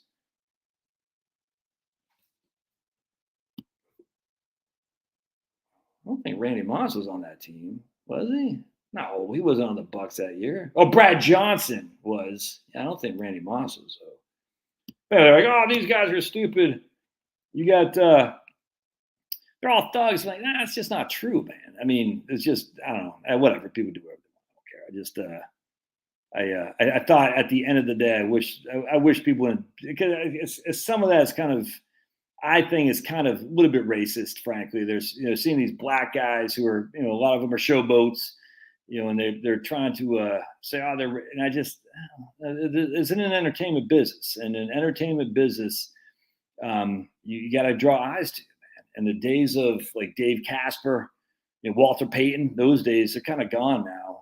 You got to be, and I hate to say it, but some of these wide receivers are definitely divas, but at some point there is, I hate to say it, but you need to draw, you got to have a love-hate relationship. That's how you get, exposure. There's got to be a good guy and a bad guy, man. All there's to it. Like when I was rooting, I hated the Giants, but I rooted for them big time against the Ravens in the Super Bowl. I couldn't stand Ray Lewis. Couldn't stand, they had another guy on the defense. I forgot his name. I couldn't stand the Ravens. They're just they're like the University of Miami for football. For NFL. Literally the best, probably even better than the '86 Bears, and maybe not, but pretty doggone close. And the Giants had a couple of white guys. They had Jason Sehorn. About 3 guys on defense were white. And I was like, yeah. And they had, and I liked what's his name, the coach. Was that Coughlin? I think it was Tom Coughlin. I liked him because he used to coach at Boston College, if memory serves. Was it Coughlin? I think it was. And they were kind of the underdogs, and I enjoyed it. Suggs, yeah, Terrell Suggs, 100%. Yeah, 100%. Whoa, really? That's crazy. QB from Oregon skipped NFL assistants. Whoa, that's nuts.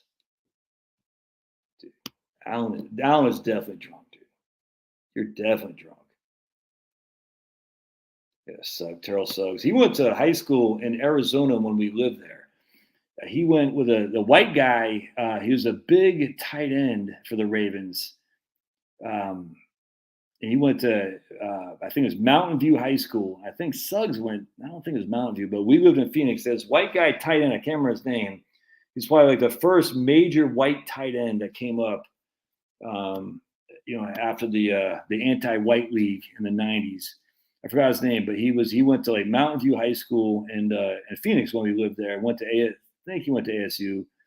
I think Suggs did as well, but they're both from Phoenix, if memory serves. And and they both, I might, yeah, I could have sworn they both went to ASU, and they both ended up on the Ravens. I can't remember that guy's name.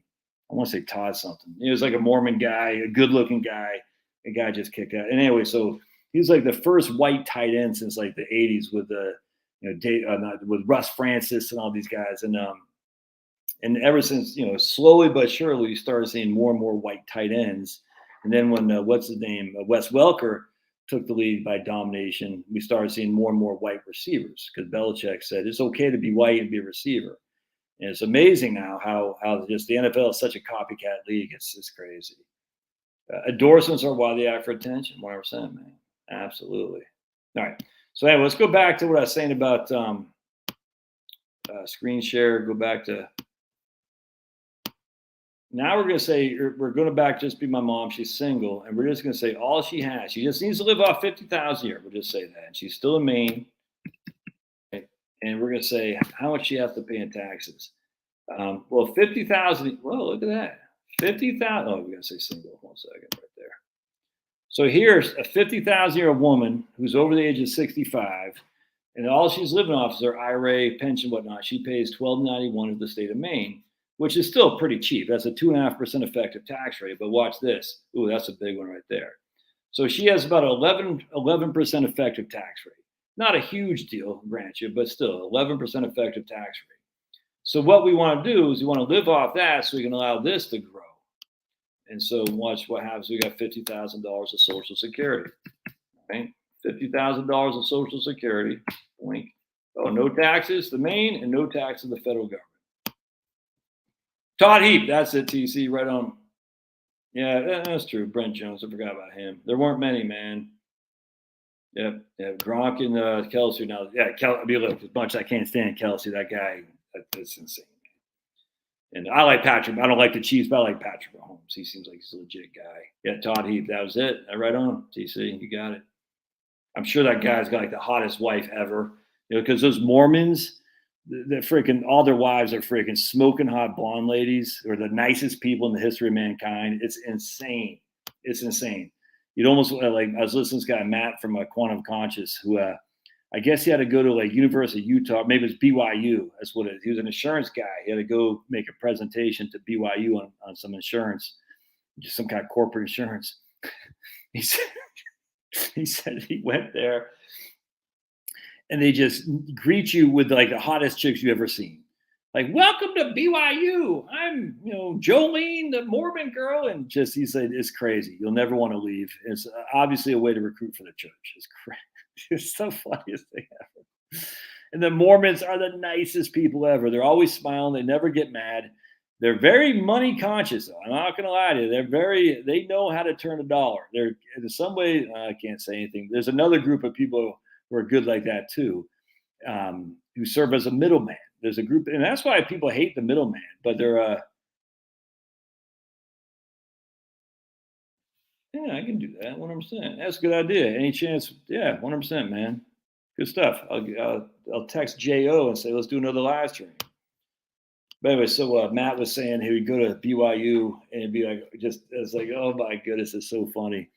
But there's another group of religious people who go, I can't name them here because I'll get banned, but they're very good at middlemen. And a lot of people hate them because they're good at, saying, look, there's an inefficiency here and we can exploit it. And exploit is not a negative thing. And yet a lot of people accuse these people of exploiting an inefficiency that makes all of our lives better. And it freaking pisses me off, man. And I said, dude, you can hate people, but don't hate them for making your lives better. You see what I'm saying? It's crazy. So you say, because the middleman is the guy who takes the risk. Now, obviously, the bankers and stuff, the banksters, I'm not talking about that. I'm talking about the guy in the middle who's setting up. Like, I'm reading a book right now, Krusty the Clown's people, whatever said. Yes. I'm not saying anything, voter fraud. I'm not saying that. Krusty the Clown's people, absolutely. And a lot of these guys are freaking, they see an inefficiency, they take the risk, and they exploit it, and they make money, and everyone hates them. So I'm reading this book right now called Silas Crockett, which is a lady from Maine had written, Mary Ellen Chase had written these historical fiction stuff, which is great. And she's talked about these traders, these these salespeople, these mariners who would take the boat from basically Belfast, Maine, and whatnot, and they go to China, they go to India, they go around Cape Horn, they go all these places, and they take their goods from China, they bring them over there, they bring them back. And they made a profit doing it. And a lot of people hate them, say, oh, you're making all this money. It's like, yeah, because we're taking the risk. And a lot of them died at sea. A lot of them had products that they couldn't sell. You know what I'm saying? A lot of them would get killed in overseas area, like in China, stuff like that. Why would you hate those people for that? Just don't buy the damn product then. But why would you hate them for making a profit? It's crazy to me. I've never understood, like, oh man, these freaking entrepreneurs are making money. It's like, man.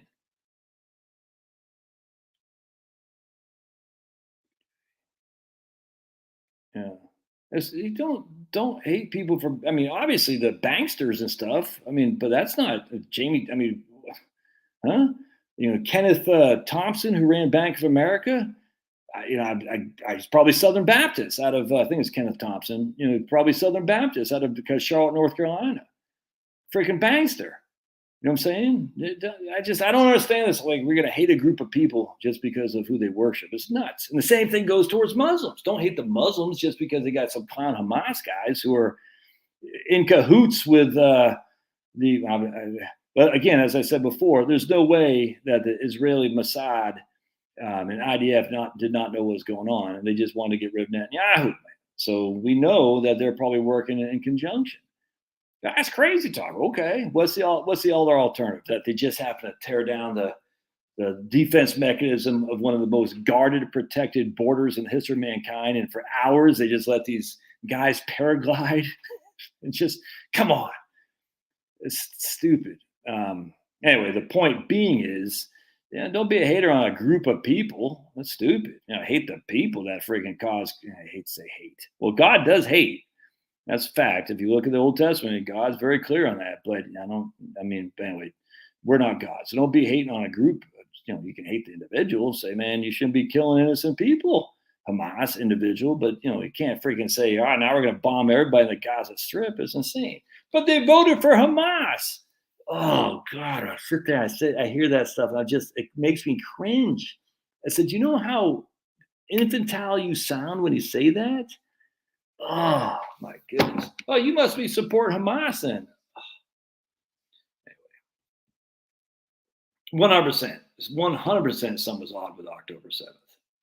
100. And as of all people, Brett Weinstein, not an anti-Semite by any stretch of the imagination, if you know what I'm saying. And he interviewed a lady who used to protect the border right there from the IDF. And she goes, man, if a cockroach came, we knew.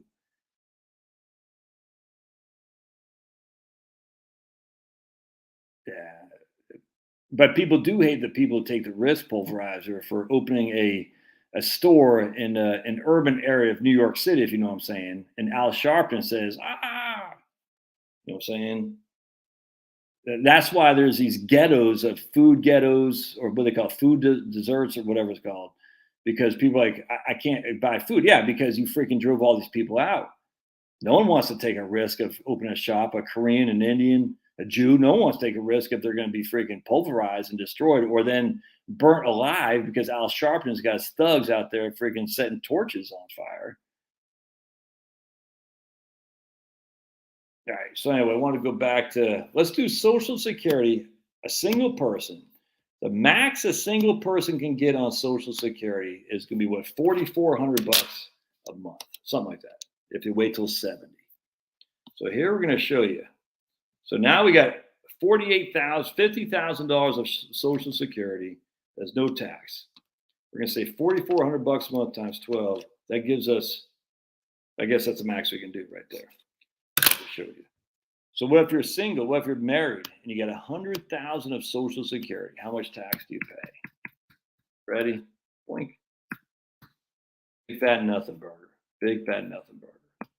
No tax. No tax. Why? Because if Social Security is your only income, you pay no tax. Now let's add $20,000 here of IRA distributions. Again, this is a married person. $20,000. All right, so no tax on $100,000. We're going to go over like this? 80,000 to 20,000. Same $100,000. Watch what happens. Oh, still nothing in the state of Maine. $1,300 in taxes.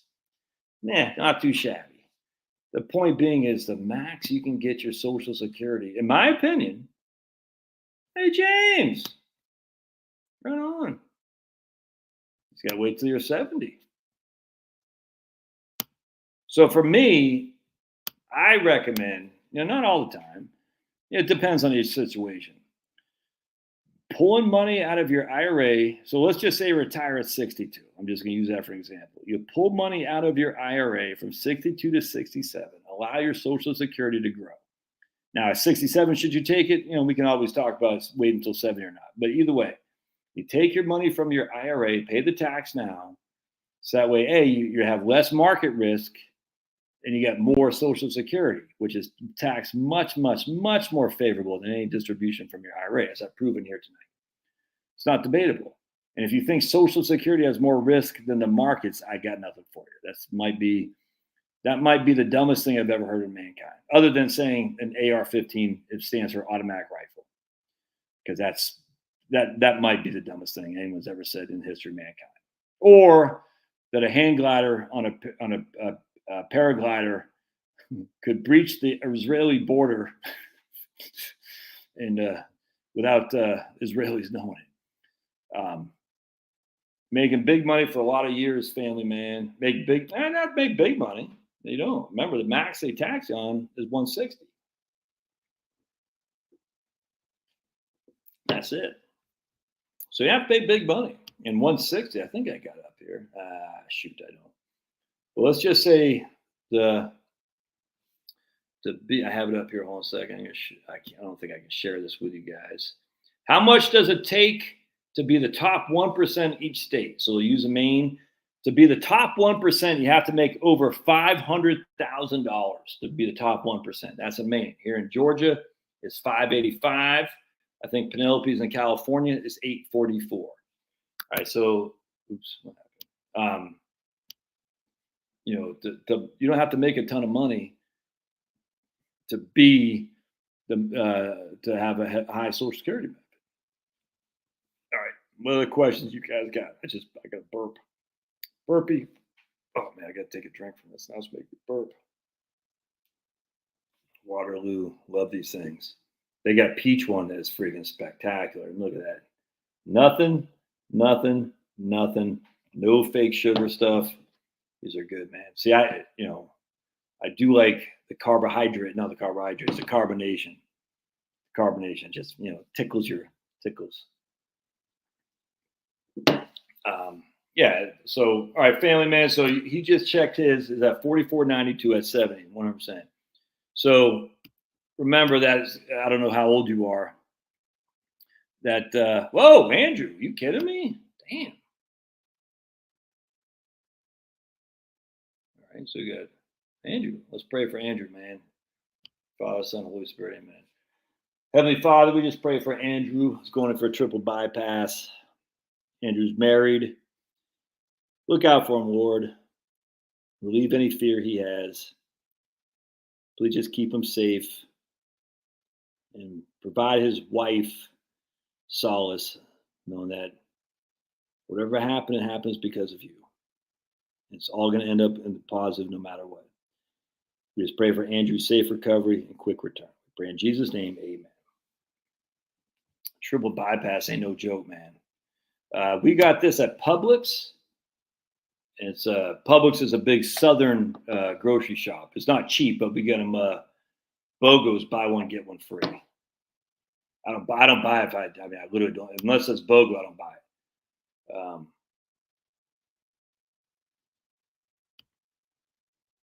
I just read that 10 million Americans work for zombie companies, which make up 20% of the Russell 2000. Refinancing at higher rates will. Why would they? I don't get it. Why? Hey, look at my man Josh is here. All right. Now we can get started. Late? No, we're not late. We're waiting on you for the last hour and 50 minutes, Wellner. Now we can get started. $6.49 at Costco for what? How much? For like a 12 pack. Anyway, so I saw this thing right here. Here's leisure.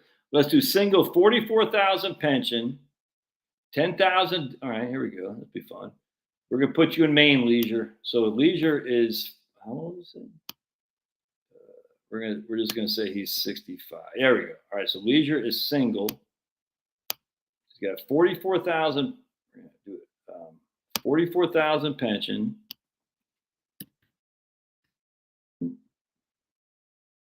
He's got 10,000 dividends and interest, 36,000 Social Security. So remember, dividends and interest are taxed two different ways, brother. All right, so interest is taxed as ordinary income. Dividends is taxed as qualified distribution income. So they're taxed two different ways. But we're just going to put that taxes. We're going to put tax. I think it's at $10,000. All right. So there's two different things there. So 5,000 of dividends will be taxed differently than 5,000 of interest. And I think he said 36,000 of Social Security. Remember, in the high tax state of Maine. All right, so let's see what we got here. Boink. You pay, so you got 90,000 schmackaroonies of income. You're paying $2,200 to the state of Maine. You're paying $11,000 to the feds. $11,000 to the feds. All right. So it's still though $13,500 on $90,000 of income. 13,500 divided by 90,000 bucks. That's a 15% effective tax rate. I'm sorry, it's just not. This isn't freaking Sweden, man. This isn't Sweden.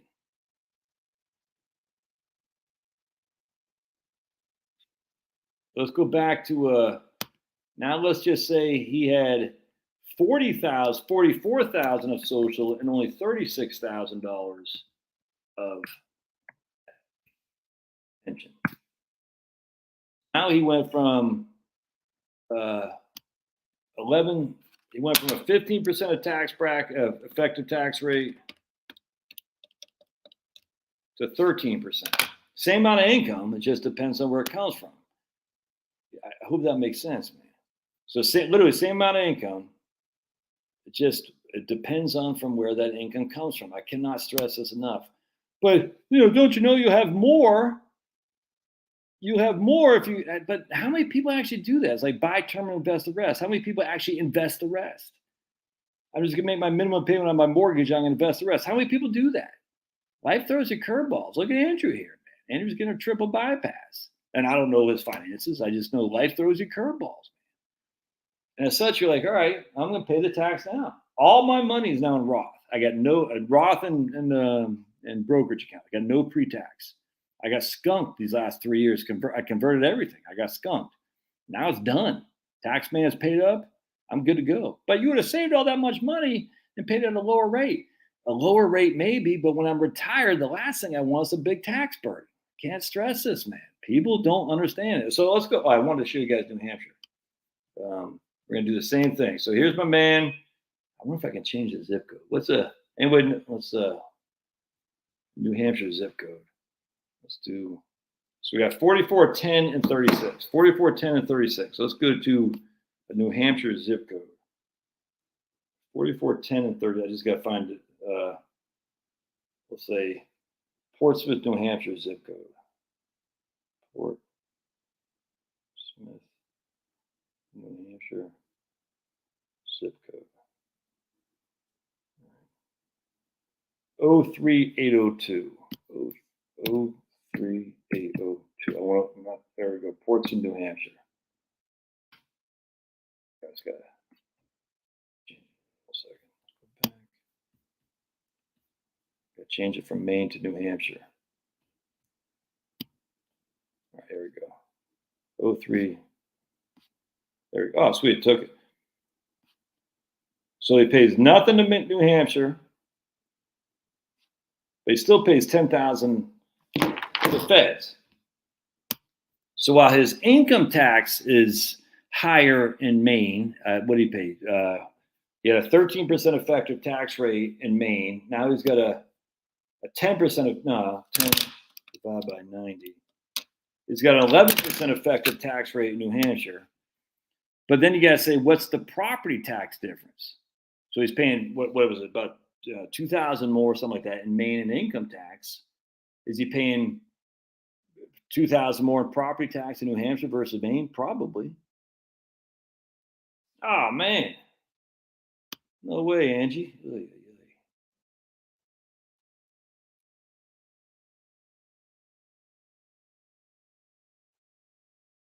Hey, hope he's okay.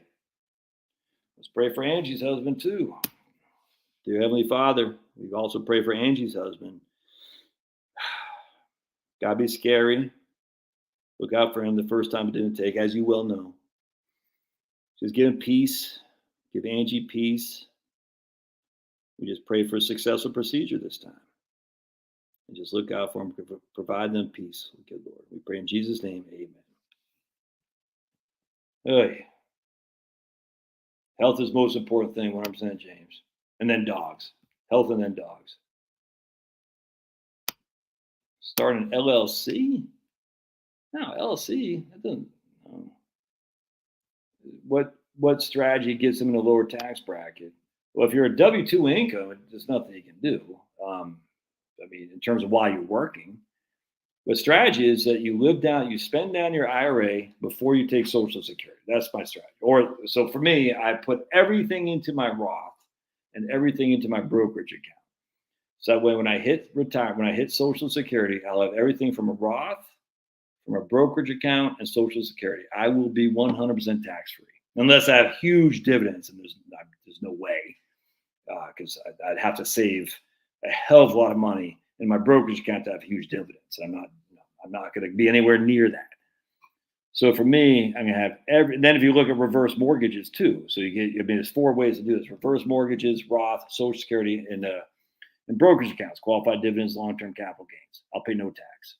I mean, if I have massive amounts of interest income, but I won't have interest income in my brokerage because I'll put it into my Roth. Like I guess a guy said right here, Wellington or VTI BND in an IRA. Well, my preference now is VTI BND. But I talked to a lady yesterday with like $1 million or 2 days ago, $1 million in Wellington. That's fine. And Denise actually looked at Wellington, and she goes, even though they've gone woke, they haven't changed their models of investing. Same report. So they're just paying lip service to the woke stuff, and they can all kiss my big fat behind. But be that as it may, Denise looked at it, so nothing has changed. It's the same portfolio. Everything's run the same way. So I actually would prefer VTI BND because I just don't want to pay people who are even paying lip service to woke. Vanguard is paying lip service to woke too. Can't lie to you. So it's 6 in one hand, half dozen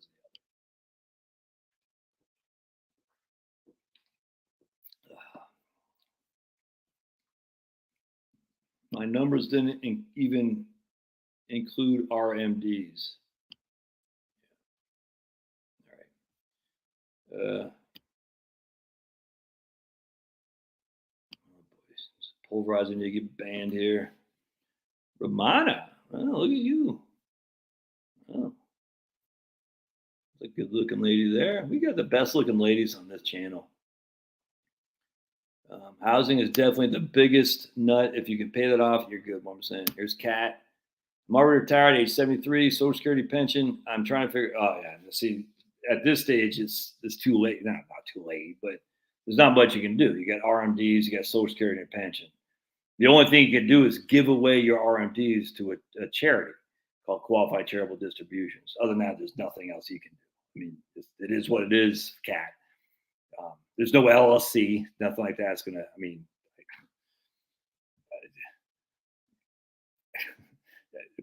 there's no trust or anything like that. You got the money coming through, you're paying the tax on it. That's the drawback is you're too old. And I don't mean it like that. I just mean it's not much of a strategy when you've already done what you can do for the previous 20 to 30 years. There's not much you can do in terms of you're going to pay the tax. You're going to pay the tax. There's no getting around it. Heart ablation due to AFib that meds weren't monocrustic. I'm not. Yeah, why you? SV. Oh boy, supraventricular tachycardia. Supra, the higher part of the heart. That's what they said Chloe had. My daughter, when she was first born, they said, oh, it's SVT. It's pretty common, relatively speaking, in cardiology terms. Well, it turns out it wasn't SVT. It was VTAC, ventricular tachycardia, not supraventricular tachycardia. It's just a old-fashioned VTAC. I remember sitting on a plane next to a cardiologist one time, coming from San Antonio, flying to Atlanta for some reason. No, I was flying back to Virginia. That's what it was. This is when I interviewed USA.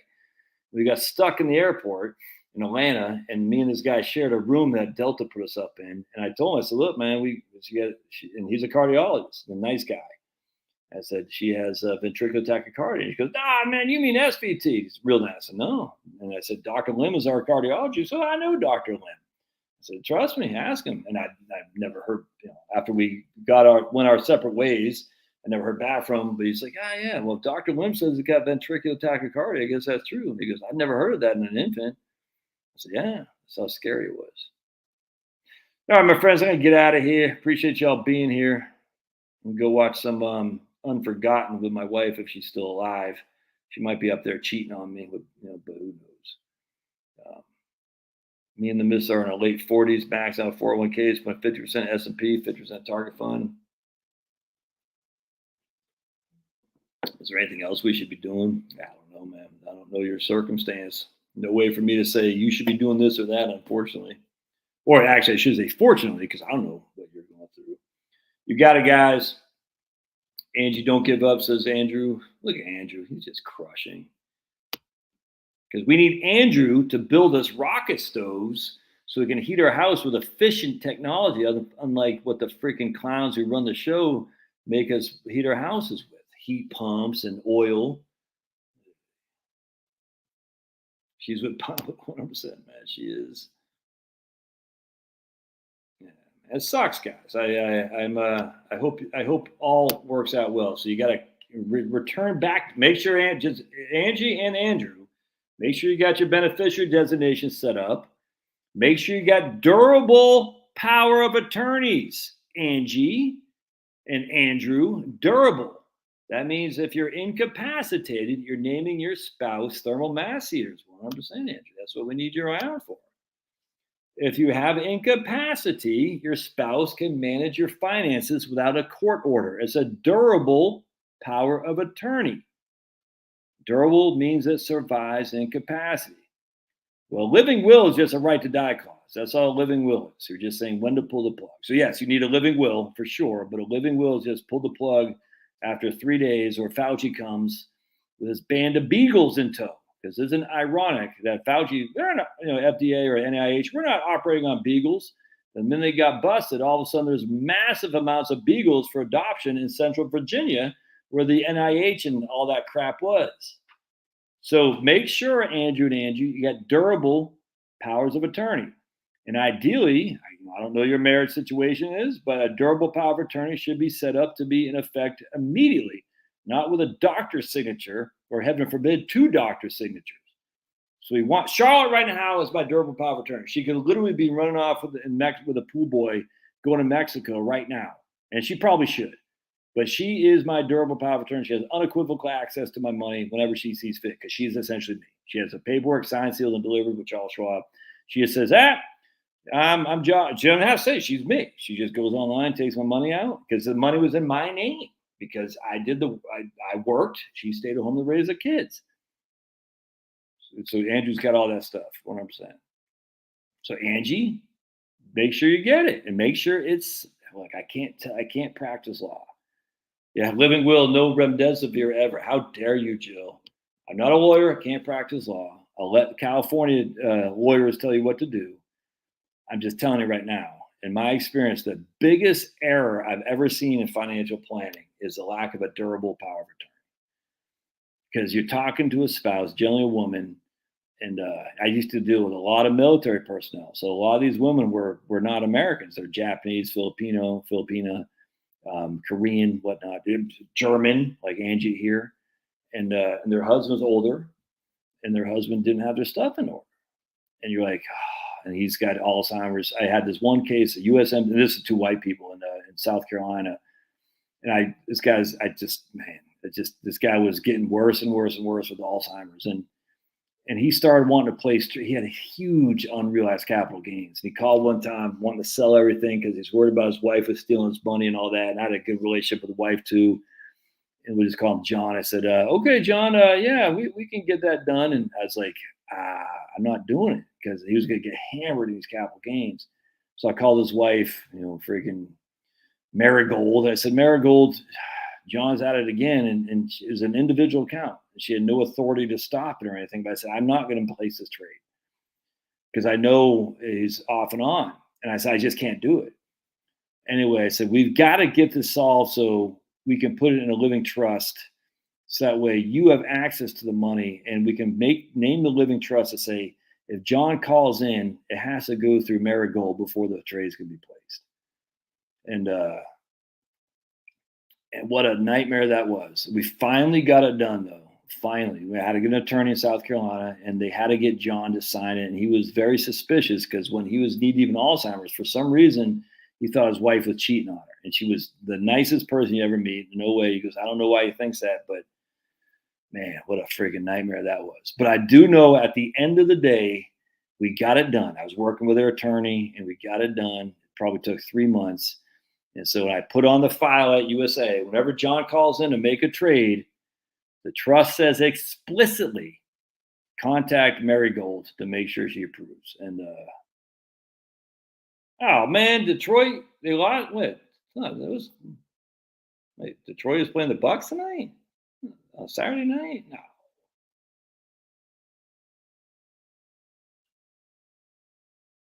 What you talking about, man? Oh, went to a Tampa. Okay, I saw that. Gotcha. Wait, the Bucks are playing tonight, James? Oh, come on, Lions. They're playing tonight? Yeah, Detroit got smoked by they got smoked by Baltimore. Baltimore smoked them. No, Detroit wasn't playing tonight, right? Against the Bucks. Why were they playing on Saturday night? Oh man, Detroit's my new favorite team. Love the Lions this year. All right, I'm out. God bless. We'll see you guys. Thanks again for being here.